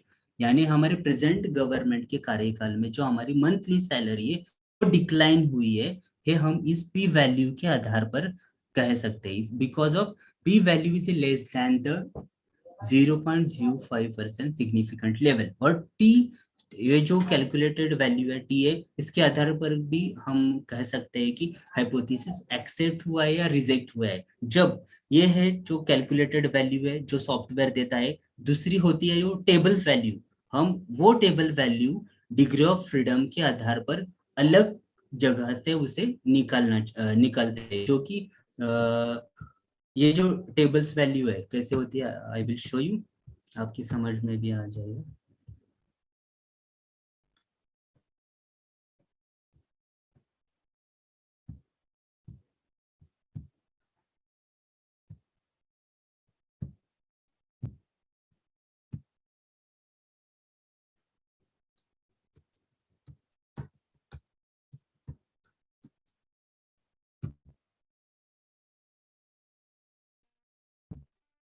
ये जो टेबल है जो शो करने वाला है, वो टेबल्स जो स्टैटिस्टिशियंस होते हैं उन्होंने दिया होता है।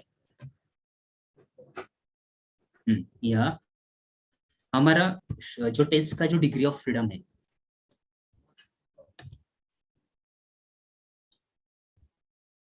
डिग्री ऑफ फ्रीडम 19 है, तो हम जो सैंपल्स है वो 19 पर जाएंगे, या 19 पर हमने टेस्ट की सिग्निफिकेंट लेवल पर रन की है, तो 0.05%, ये 0.05% वन सैंपल टी टेस्ट के लिए हमने इस तो ये हमारा टेबल्स वैल्यू है, ये टेबल्स वैल्यू 1.729 आया है, और यहाँ जो कैलकुलेट है वो ग्रेटर आई है।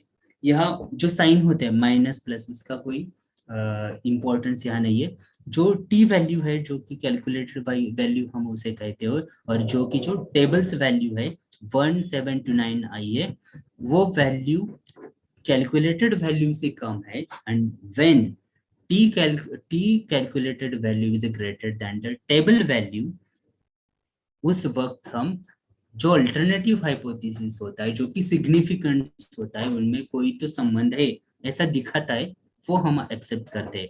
लेकिन when the t value is less than the table's value, then we can accept the null hypothesis and reject the alternative hypothesis. इस दो जो वैल्यू होते हैं वो इम्पोर्टेंट होते हैं सोशल साइंस के लिए।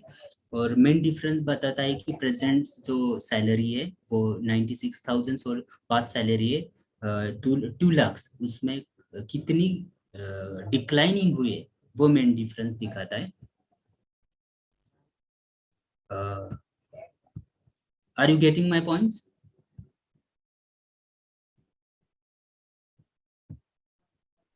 Yes. Yes, sir. Potentially.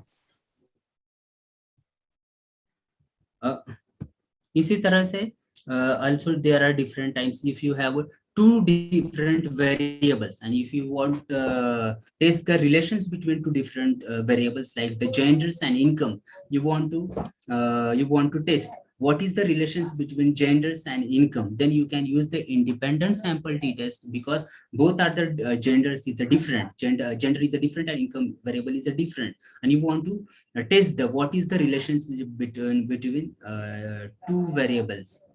Then you can use the independent sample t-test if you have data pre and post data. Suppose you have the data of salary in the previous government and you have the data of the salary in the present government, and you want to test what is the impact of the present government on the current monthly income, then you can select the peer sample t-test. Here two data set is important: previous data set and present data set. Also, if you want to test among variables what is the relationship between among variables, then you can test you can use the ANOVA test for the hypothesis testing. Also the correlations also you can draw from here. Partial correlations if you want to check what is the price levels and selling what is the price of the petrols and what is the sale of the car.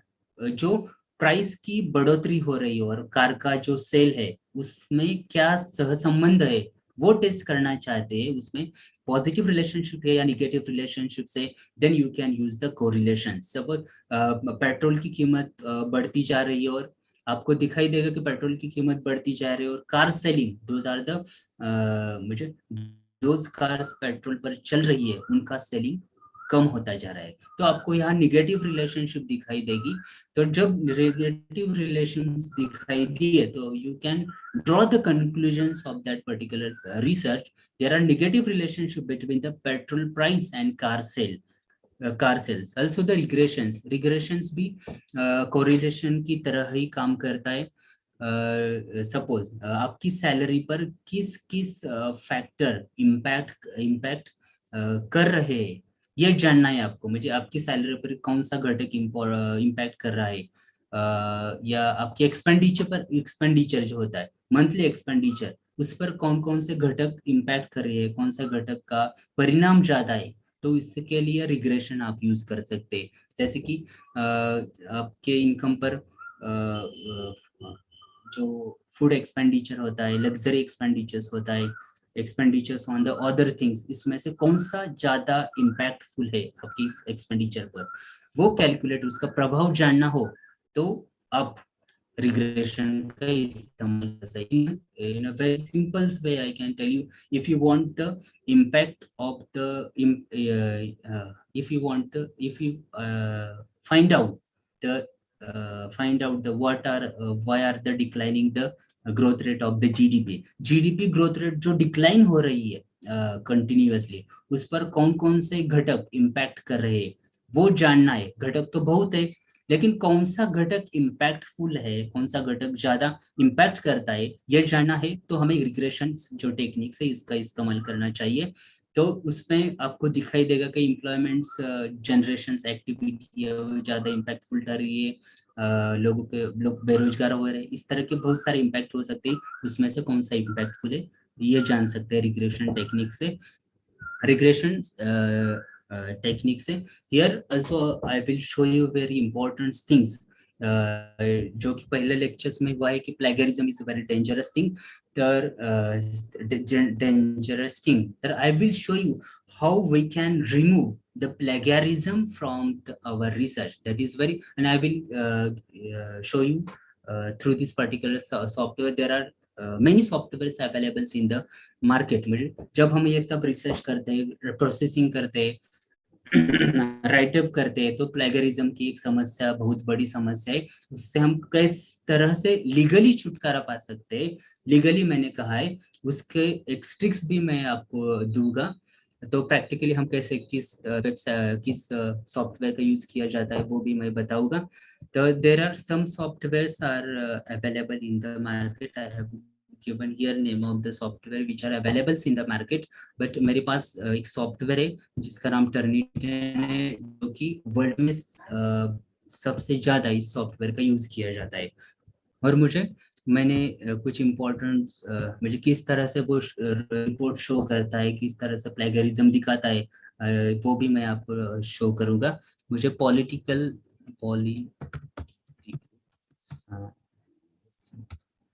Science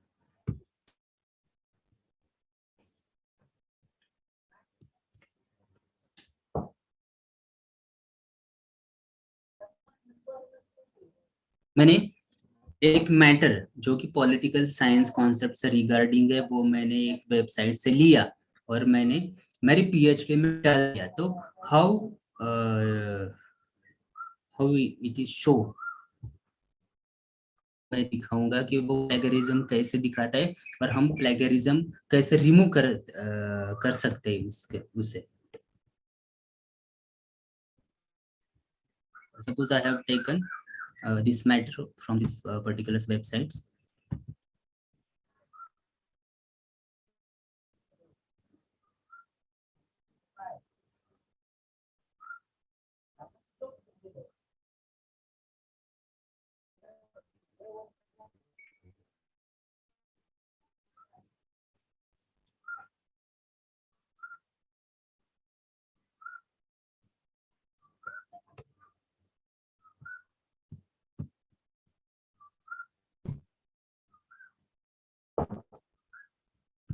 ये टर्निटिंग software है, उसकी price market में 1,20,000। तो किस तरह से हम plagiarism check कर सकते हैं, वो पेएबल वेबसाइट है, और किस तरह से जो मैटर है वो प्लेगराइज दिखाता है, उसका मीनिंग्स क्या होता है वो भी मैं आपको बताऊंगा।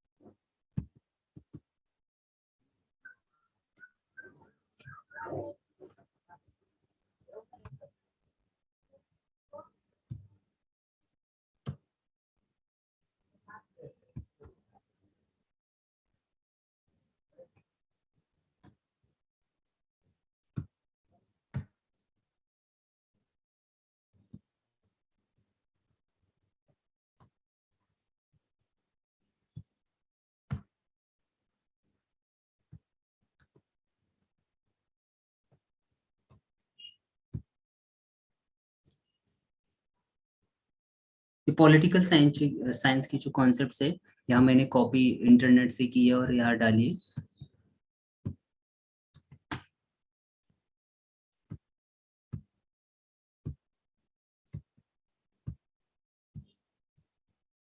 मैंने पेज सेव करके लिया है।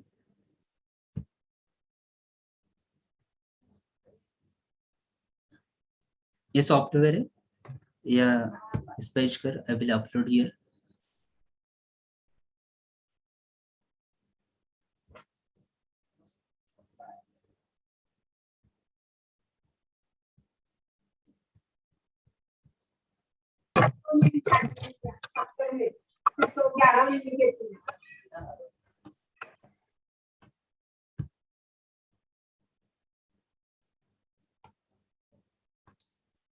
टाइटल में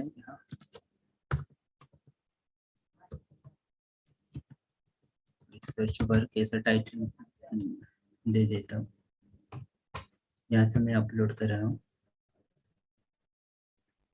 Name of the file is Political Science.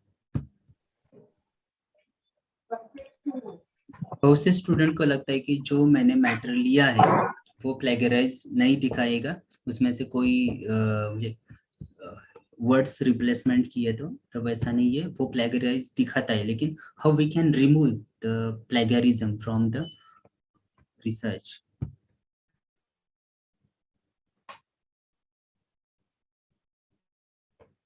तीन नंबर जो वे सबमिशंस लिंक है, हाँ हमने उसे प्रोसेस के लिए डाला है। द प्लेगरिज्म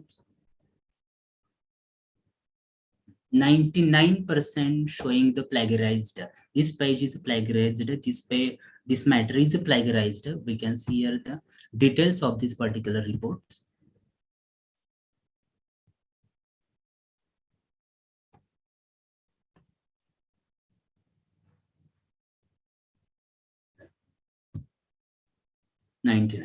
आता मैं यह रिपोर्ट में दिखाया गया है कि रेड कलर और एक पर्पल कलर है। जो रेड कलर का जो मैटर है, जो रेड कलर का मैटर है वो कहाँ से लिया है मैंने, उसे नंबर आया है एक नंबर दिया रेड कलर का। इसका मतलब है ये जो वन नेम की जो वेबसाइट है विकिपीडिया, यहाँ से मैंने ये रेड कलर का मैटर लिया है। हम जब यहाँ उसे क्लिक करेंगे वो डायरेक्टली वो वेब पेज पर जाएगा और शो करेगा कि हमने कहाँ से उसे किस वेबसाइट से हमने उसे चुराया है। वेबसाइट डायरेक्टली शो कर रहा है कि पॉलिटिकल साइंस रिलेटेड जो कॉन्सेप्ट्स हमने लिए है वो उस पेज से लिए है, वो दिखा रहा है। और दूसरी जो पर्पल कलर की जो इंफॉर्मेशन है, जिसके लिए 2 नंबर आया है, वो political science north west education, ये जो वेबसाइट है वहां से हम 37% information we are getting from that particular site and 62% information we are getting from the Wikipedia and totally out of total the 19% matter is plagiarised. तो ये पूरा plagiarise दिखा रहा है। तो हम उसे रिमूव कैसे कर सकते हैं?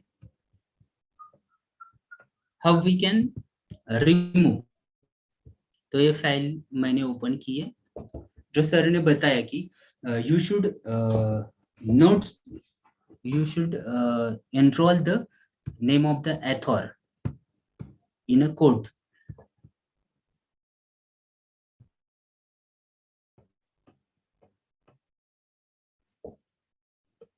यही है फाइल है जिसका मैटर 99% प्लेगराइज दिखा रहा है। तो मैं उसे कोलन दे देता हूँ, कॉलम में उसे डाला है।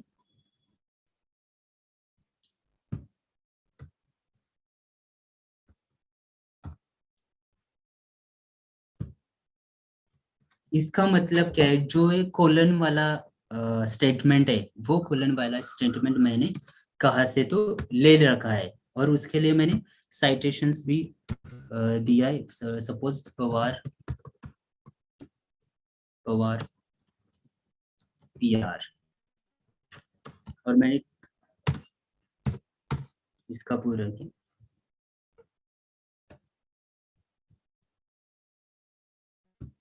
वो भी मैंने डबल इन्वर्टेड कोलन में डाला है। हम बाद में देखते हैं कि कितना रिमूव हो जाता है प्लेगरिज्म से।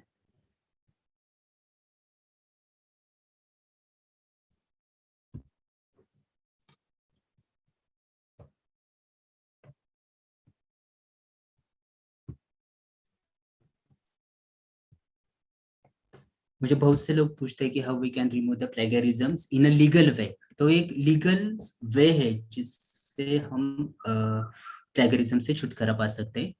लेकिन इस तरह का जो कोलन वे है वो 30% तक ही एक्सेप्ट करेगा। आपने पूरे कोलन डाले तो वो प्लेगरिज्म ही दिखाएगा।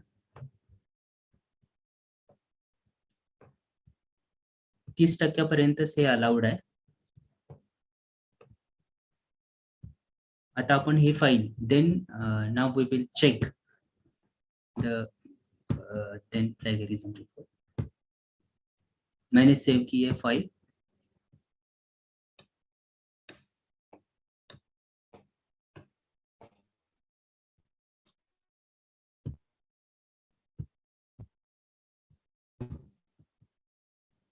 Now I will submit in another link.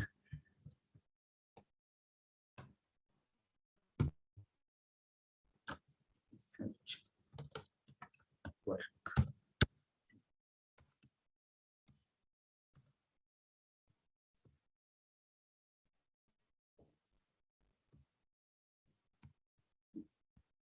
Political Science नाम की वो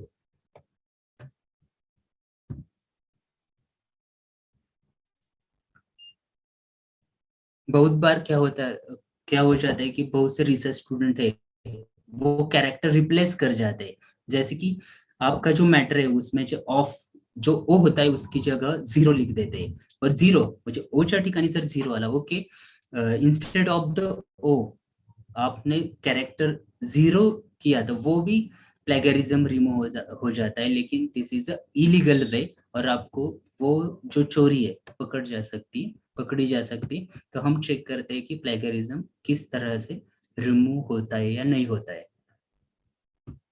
और दिस इज अ लीगल वे अब क्योंकि आपने उसे कोट किया है और उसका जो स्टेटमेंट है जो जहां से ली है उसके ऑथर का नाम भी दिया है तो वो प्लेगरिज्म से रिमूव हो जाएगा। तो प्लेगरिज्म जो बहुत से थीसिस में ज्यादा आते हैं मुझे most of the thesis we can see the most plagiarised. तो हम 30% तक इस तरह की स्ट्रिक्स इस तरह का लीगल वे का उपयोग करके हम उससे छुटकारा पा सकते हैं। आप देख सकते हैं यहाँ प्लेगरिज्म रिपोर्ट तैयार हुआ है। पहले फाइल्स में 99% reports 99% matter was plagiarized. Now in a new file means same file but we have given the quotations and authors names of that particular matter. तो plagiarism report 61% आया है यानी कम से कम 30% या 25% तो प्लेगरिज्म कम हुआ है। फिर हम उसके रिपोर्ट के डिटेल्स में जाते कौन सा जो हमने जो यूज किया है वही मैटर अनप्लेगराइज हुआ है या नहीं वो भी देखते हैं। We can see here those statements we have quoted here वो जो है वो प्लेगराइज नहीं दिखा रहे हैं। Political science is a methodological diverse वो जो स्टेटमेंट है वो प्लेगरिज्म नहीं है। और मॉडर्न पॉलिटिकल वो भी मैंने कोटेशंस में डाला था उसका ऑथर का नाम लिया था वो भी प्लेगराइज नहीं है। मैंने मुझे आई हैव पेस्ट हियर जो वेबसाइट पर था वही मैटर जैसे था वही पेस्ट किया लेकिन उसे कोट किया है उसका ऑथर का नाम दिया है इसलिए वो प्लेगरिज्म नहीं दिखा रहा है। वो भी जो मैटर है उसे भी कोटेशंस है उसका भी ऑथर का नाम दिया इसलिए वो नहीं। लेकिन जो मैटर कोट नहीं है और हूबहू जो वेबसाइट पर है तो वो मैटर प्लेगराइज दिखा रहा है। जो कोट की है वो दिखा रहा है। इस तरह से we can reduce our plagiarisms from our research। और भी बहुत सारे प्रैक्टिकल्स कंटेंट है लेकिन टाइम्स लिमिटेशंस की due to the time limitations I cannot present in a practicals way। I will stop here. If you have any questions regarding the SPSS and plagiarism remove activity I will try to answering you. Thank you.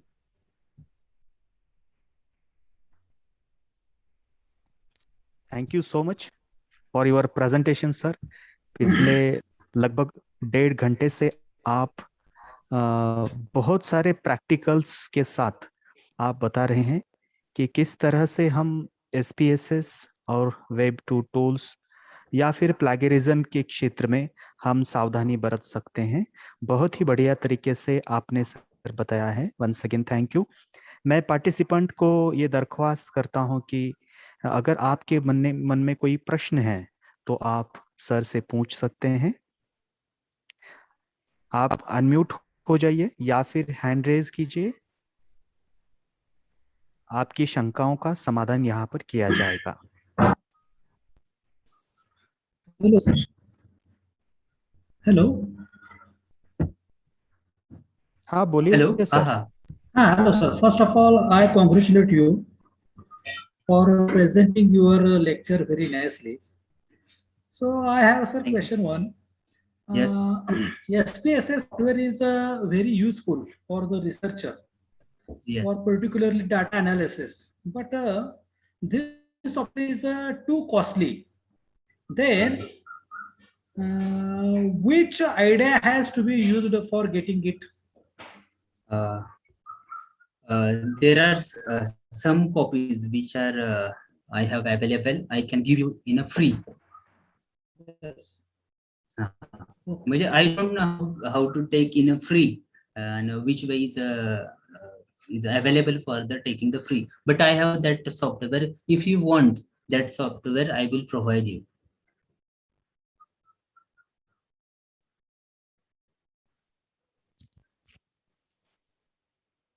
जी। Next question.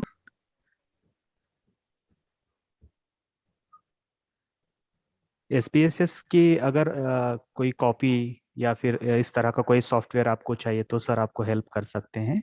Sir Shivaji university में assistant professor काम पे है। आप website पर जाकर उनका contact details ले सकते हैं। Okay, okay, sir. Thank you, thank you. Thank you for cooperation and suggestions. Yes, next questions or any comment from the participants?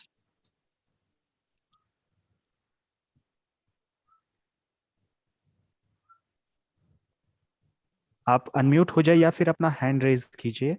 आप इस पूरे 2 सेशन पर अपनी राय दे सकते हैं या फिर अपनी कमेंट दे सकते हैं, क्वेश्चन पूछ सकते हैं।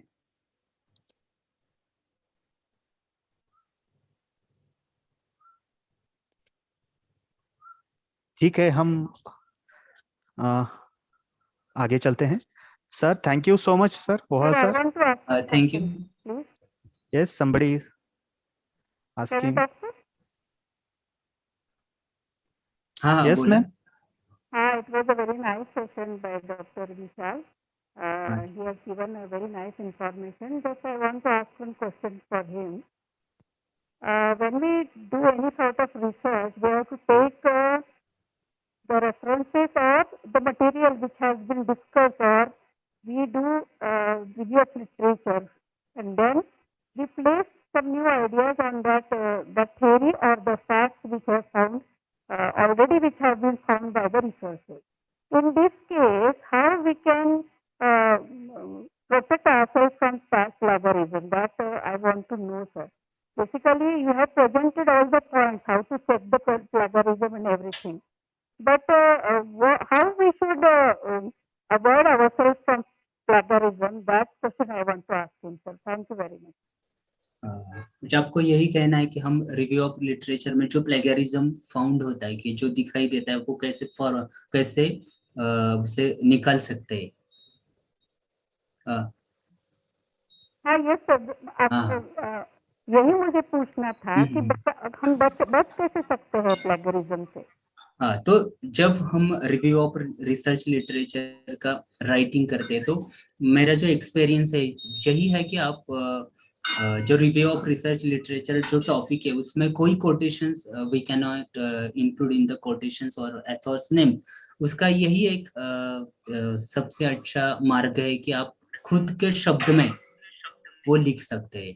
वो खुद के otherwise we can not avoid the plagiarisms. बहुत से स्टूडेंट जो रिसर्च आर्टिकल में होता है, जो एब्स्ट्रैक्ट में होता है, वही का वही मैटर लेकर उसे रिव्यू ऑफ रिसर्च लिटरेचर का नाम देते हैं। तो इस तरह की एक्टिविटी से हम प्लेगरिज्म को अवॉइड नहीं कर सकते। के वर्डिंग खुद का जो राइट ऑफ है वही करना चाहिए, और वही एक अंतिम मार्ग होगा से बचने के लिए, उसके लिए कोई नहीं है। So just, sir, if we just change the words which have been written previously, then it doesn't come under plagiarism then, sir? नहीं, आप changing the grammar or any means the sentences if we are changing, then it doesn't come in plagiarism.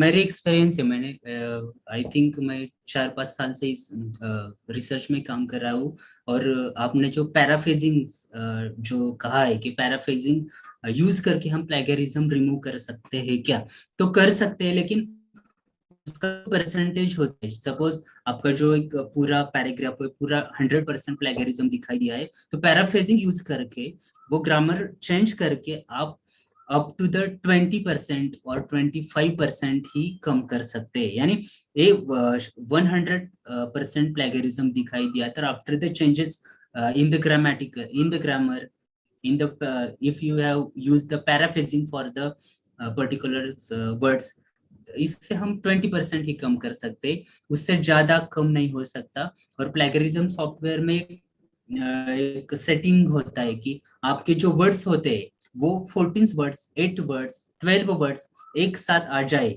यानी India is my country, all Indians my brothers and sisters, और वही statement आपने same to same लिखा है, same to same आपने copy किया है, और आपके जो वर्ड्स है सेम टू सेम है, India is my country, all Indians my, और उसमें कोई चेंजेस नहीं है, तो वो प्लेगरिज्म ही दिखाएगा। और आपने चेंज किया कि कोई India is my country, country को आपने कोई अल्टरनेटिव वर्ड्स दिया, स्टेट दिया, किंगडम दिया, तो उसमें से एक वर्ड्स सिर्फ प्लेगरिज्म से निकल जाएगा, लेकिन पूरी लाइन प्लेगरिज्म दिखाएगी। वो भी मैं प्रैक्टिकली करके दिखाऊंगा, लेकिन यहाँ समय नहीं है।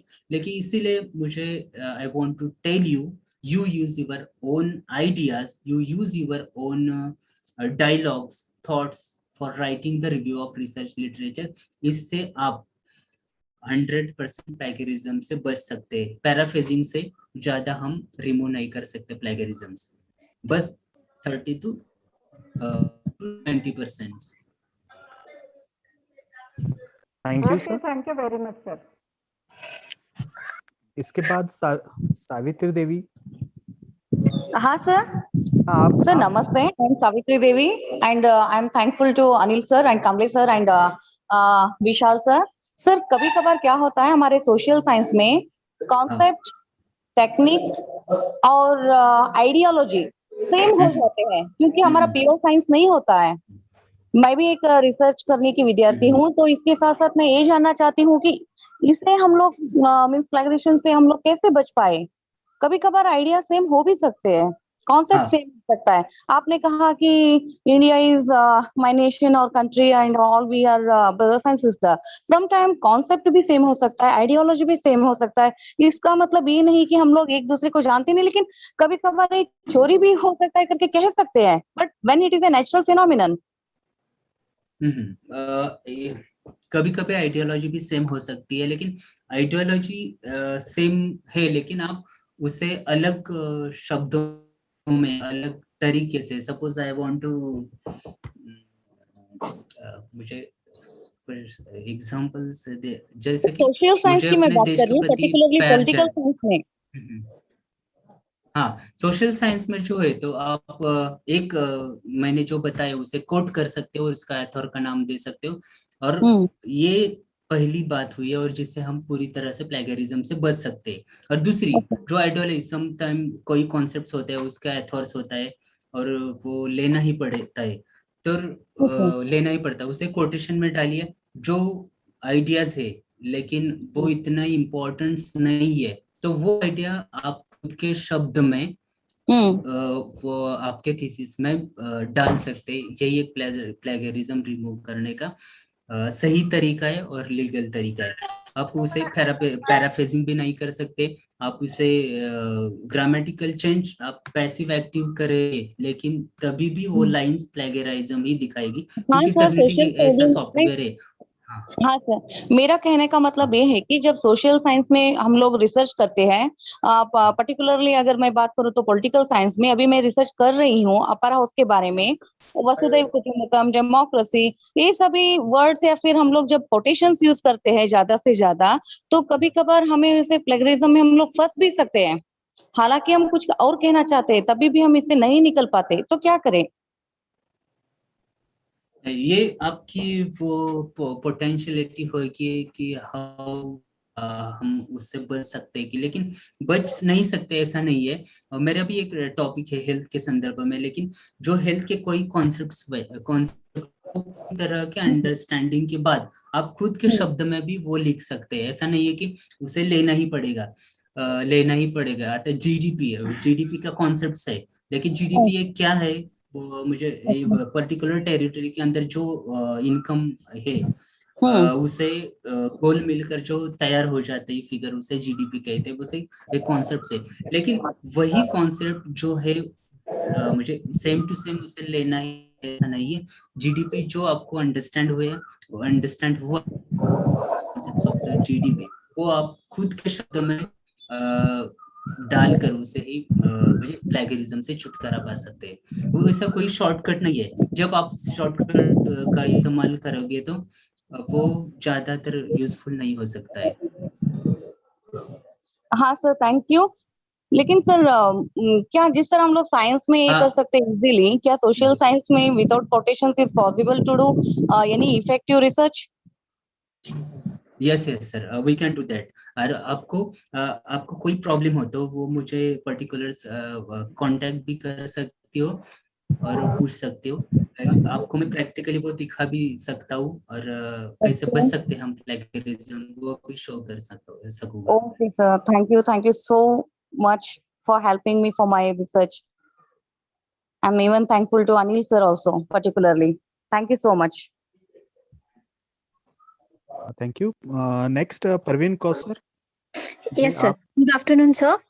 Sir, myself Parveen Kausar Yadgi, research scholar, Department of Economics, sir. So I'm pursuing PhD, sir. So my question is how to remove plagiarisms in the profile chapter, sir. Profile of the district means profile is same for same, sir. So how the data will be there. So to how to remove plagiarism in that chapter, sir. Profile chapters. Yes, sir. जो मुझे पुराने जो researcher थे कि उनके PhD में एक social science में कंपलसरी चैप्टर आता था, profile of the village, profile of the tehsil, profile of the district. Suggestion यही है कि वो प्रोफाइल का चैप्टर आप मत लो, क्योंकि अब बहुत सारे स्टूडेंट जो होते वो प्रोफाइल जो होती है उसी सेम टू सेम उसमें कॉपी पेस्ट करते तो प्रोफाइल लेनी ही चाहिए, ऐसा कोई रिसर्च में नहीं है। उसकी जगह आप अलग चैप्टर भी ले सकते हैं जो कि प्राइमरी डेटा बेस्ड हो या सेकेंडरी डेटा बेस्ड हो। प्रोफाइल चैप्टर इज मैं ऐसा क्यों कह रहा हूँ कि लेकिन क्यों कह रहा हूँ कि वो जो प्लेगरिज्म की गाइडलाइन है वो अभी 5 साल में आए, और ये जो हमारे जो फ्रेमवर्क है रिसर्च का वो बहुत साल से चलते आ रहा है। पहला चैप्टर इंट्रोडक्शन और research methodology, second chapter review of research literature, third chapter profile. मुझे बहुत से स्टूडेंट के थर्ड चैप्टर जो प्रोफाइल पर होते, जो इस जमाने में इस इरा में इस टेक्निकल इरा में लेना नहीं चाहिए, ऐसा मेरा पर्टिकुलर और ओन ओपिनियन है। But in our university, our guide says that the profile of the district is compulsory. So what to do, sir, then? Then आपको खुद के वर्डिंग यूज करने पड़ेंगे, पैराफ्रेजिंग यूज करने पड़ेंगे। पैराफ्रेजिंग से ज्यादा रिमूव नहीं हो सकता है, इसीलिए खुद के वर्ड से यूज करना उसके लिए बेहतर है। You have to use your own style. Yes, you have. Yes. You have to use your own style. Okay, in the scientific manner. Okay. यानी मैंने कहा इंडिया इज माय कंट्री, मुझे कहना है कि मेरे देश के प्रति मेरा प्यार है, तो वो मैं वंदे मातरम इस वर्ड्स का यूज करके भी देश के प्रति अपना कर सकता हूँ। दिस इज वेरी एक ही एक्टिविटी है, लेकिन डिफरेंट वे से हम कर सकते हैं। कोई और इंडिया इज माय कंट्री बोलेगा, इस तरह से हम बच सकते हैं। ओन थॉट्स और own ideas is very essential for removing the plagiarisms. Okay, sir. Thank you, sir. Thank you so much. Very informative sessions. Thank you so much, all the participants, and Ohal sir, once again thanks. बहुत सारे ऐसे questions हैं, शंकाएं हैं इस topic से related, इसलिए हमने sir का नंबर चैट बॉक्स में दिया है, आप उनको कांटेक्ट करके अपने शंकाओं का समाधान कर सकते हैं। यहाँ पर due to the limitation of time we are now move ahead. अब इस प्रेजेंटेशन के बाद आज के सेकंड टेक्निकल सेशन के जो प्रेसिडेंट है एसोसिएट प्रोफेसर उपेंद्र सिंह जी, मैं थोड़े शब्दों में उनको इंट्रोड्यूस करता हूं। वो एसोसिएट प्रोफेसर पद पर department of political science SBP government college Dungarpur Rajasthan पर अपनी सेवाएं दे रहे हैं। He has completed his graduation and post graduation from University of Allahabad. उन्होंने अब तक अपनी 3 पुस्तकें लिखी हैं जो western political thought, Indian political thinkers और डॉक्टर बी आर अम्बेडकर पर आधारित हैं। एक एडिटेड बुक भी है जो कोरोना इन पैंडेमिक, इसके डिस्कोर्स पर उन्होंने लिखी है। Numbers of research papers and chapters published in various journals and edited books as well. More than 40 articles published in newspapers also. And one of the most important thing is he is a very famous blogger and poet, especially by passion.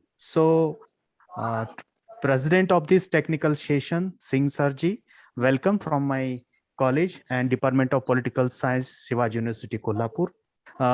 May I now request to Singh sir for presidential address. Hello. Yes, sir. Thank you, Anil ji, and thank you all the participants who are over there. सबसे पहले तो मैं Shivaji university के सभी जो faculty members हैं और आपके कॉलेज से जुड़े हुए और बेसिकली जो पार्टिसिपेंट्स हैं उनको थैंक्स बोलना चाहूँगा। और काम्बले सर का मैंने लेक्चर सुना था, अभी विशाल सर का भी मैंने सुना, और दे वर फैंटास्टिक इन देयर लेक्चर। और मुझे लगता है कि बहुत सी जानकारियाँ जो हमें चाहिए होती हैं और एक रिसर्च स्कॉलर को चाहिए होती है, उनके काफी शंकाओं का समाधान हो चुका होगा। मैं एक छोटी सी बात का करके, क्योंकि समय बहुत ज्यादा हो गया है, खत्म करना चाहूंगा कि जैसे मुझे एक कोटेशन याद आ रहा है विलियम ग्लैडस्टन का, कि जो चीज मोरली रॉन्ग होती है वो कभी पॉलिटिकली सही नहीं हो सकती। तो हमें ध्यान रखना चाहिए, being a teacher, being a research scholar, being a student, कि हमें एकेडमिक ऑनेस्टी को बनाए रखना है। और एकेडमिक ऑनेस्टी को बनाए रखने के लिए प्लेगरिज्म को रिमूव करने वाली बात मुझे लगता है कि बाद में आनी चाहिए। हम सबसे पहले ये कोशिश करें कि हम इस ट्रैप में फंसे ना।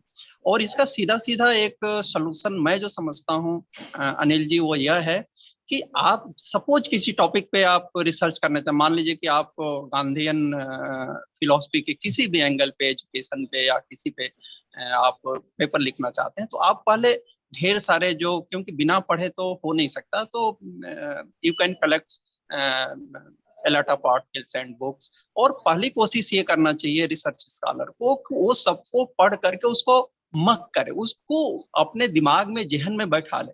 यदि वो कंसेप्ट आपके दिमाग में क्लियर हो गया है, तो मुझे लगता है कि जब आप उसको लिखने जाएंगे तो आप एकदम से ओरिजिनल होंगे, आपकी अपनी शब्दावली होगी। और दूसरी चीज की और कोटेशन बड़े इंपॉर्टेंट होते हैं इस पूरे संदर्भ में।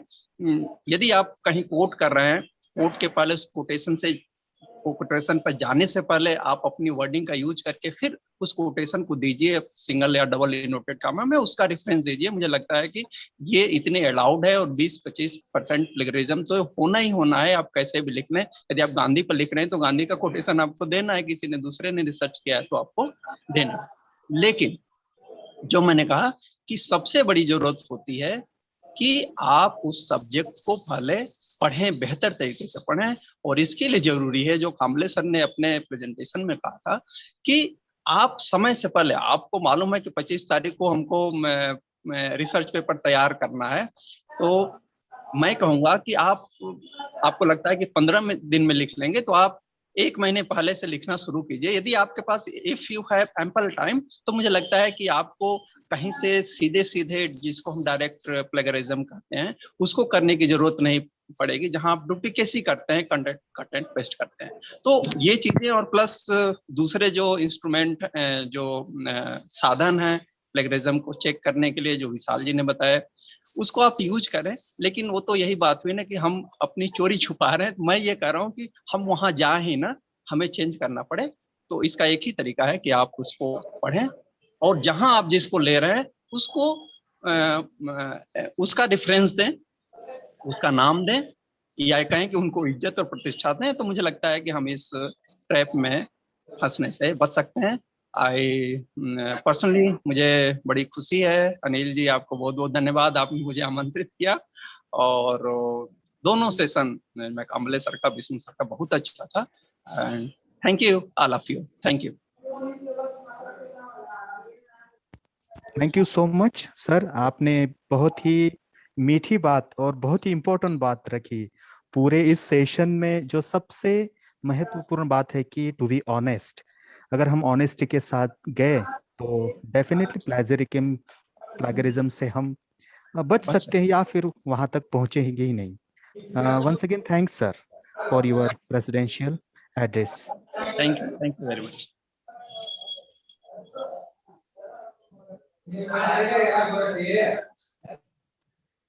सर काय करू नका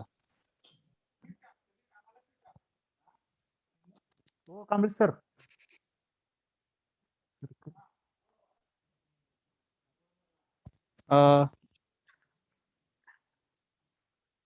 अब हम इस पूरे वेबिनार के लास्ट सेक्शन में जा रहे हैं। हमारे साथ हमारे कॉलेज की मराठी विभाग के डॉक्टर शर्मिला घाटगे मैडम जी हैं, जिनको मैं रिक्वेस्ट करता हूं कि आप इस पूरे वेबिनार का वोट ऑफ थैंक्स करें। डॉक्टर शर्मिला घाटगे मैडम, आप सुन रही हैं?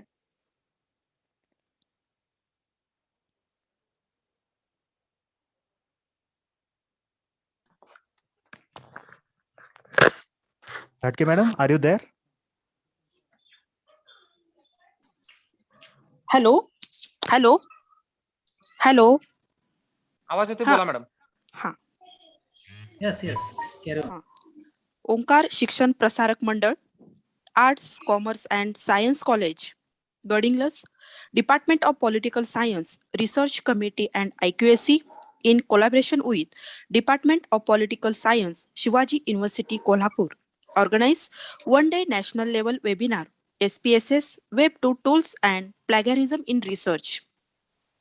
या कार्यक्रमात उद्घाटन, ज्यांच्या हस्ते या कार्यक्रमाचे उद्घाटन झाले त्या doctor Rutuja Bandiwadekar Pednekar madam, vice president Omkar Shikshan Prasarak मंडळ गडिंग्लज या लाभल्या. त्यांना मी संस्था महाविद्यालयाच्या वतीने त्यांचे पूर्ण हार्दिक आभार मानते. या कार्यक्रमासाठी बीजभाषक म्हणून लाभलेले doctor Ravindra Badange sir, professor and head department of political science, Shivaji university Kolhapur, यांचेही मी मनपूर्वक आभार मानते. या उद्घाटन कार्यक्रमाचे ज्यांनी अध्यक्षीय मनोगत व्यक्त केले ते डॉक्टर सुरेश चव्हाण सर, प्राचार्य Gadhinglaj, arts commerce and science college Gadhinglaj, यांचेही मी संस्था महाविद्यालय आणि डिपार्टमेंट ऑफ पॉलिटिकल सायन्स यांच्या वतीने मनपूर्वक आभार मानते. या उद्घाटन समारंभाचे ज्यांनी आभार मानले त्या डॉक्टर संजीवनी पाटील मॅडम, यांचेही मी मनपूर्वक आभार मानते. या कार्यक्रमामध्ये प्रथम सत्रात लाभलेले विषय तज्ञ Dr. P.S. Kamble sir, Professor of Economics, Shivaji University, Kolhapur.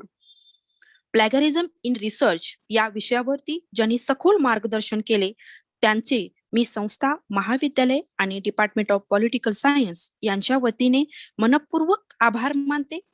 तसेच या कार्यक्रमासाठी दुसऱ्या सत्रामध्ये लाभलेले doctor Vishal Ohal sir, SPSS web two tools in research या विषयावरती सखोल आणि महत्वपूर्ण विवेचन केले त्यांचेही मी संस्था, महाविद्यालय आणि department of political science Gadhinglaj यांच्या वतीने मनपूर्वक आभार मानते. या कार्यक्रमाच्या शेवटी ज्यांनी अध्यक्षीय मनोगत व्यक्त केले ते Shri Upendra Singh, associate professor of political science, SPPP college, Rajasthan यांचेही मी संस्था, महाविद्यालय आणि department of political science Gadhinglaj यांच्या वतीने मनपूर्वक आभार मानते. या कार्यक्रमाचे समन्वयक डॉक्टर अनिल पाटील सर, सहसमन्वयक डॉक्टर धर्मवीर क्षीरसागर सर यांचेही मी मनपूर्वक आभार मानते. या कार्यक्रमासाठी तंत्र सहाय्यक ज्यांनी केलं ते आमचे ग्रंथपाल समीर कुलकर्णी सर यांचेही मी मनपूर्वक आभार मानते. या वेबिनार मध्ये ज्यांनी सहभाग घेतला ते आता चालू असलेले संशोधक विद्यार्थी, अभ्यासक, विचारवंत आणि इतर विद्यार्थी, प्राचार्य, विविध महाविद्यालयातून, राज्यातून सहभागी झालेले सर्व सहभागी यांना मी पुनश्च एकदा arts, commerce and science college आणि डिपार्टमेंट ऑफ पॉलिटिकल सायन्स या सर्वांच्या वतीने मनपूर्वक आभार मानते आणि संयोजकांनी संधी दिली याबद्दल मी त्यांचे पुनश्च एकदा आभार मानते आणि संयोजकांच्या वतीने हा कार्यक्रम संपला, वेबिनार या ठिकाणी संपन्न झाला असं घोषित करते. धन्यवाद sir.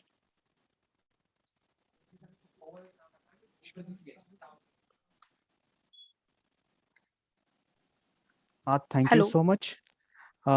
Here, all the participants, one instruction for them. There is a feedback link posted in the chat box of Zoom meeting. You can click the link and fill the feedback form. After 5 minutes, you will get certificate in your email inbox. And if you have any problem, then you can chat on WhatsApp group also. Thank you so much. There is a limitation of Google. Only 100 certificates will issue today and remains will issue tomorrow, definitely. So thank you so much once again. Yes, Ravindra Bange sir is there. Bange sir,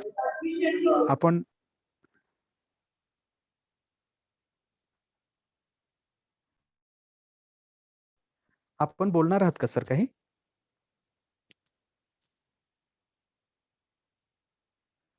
Okay, thank you so much all participants.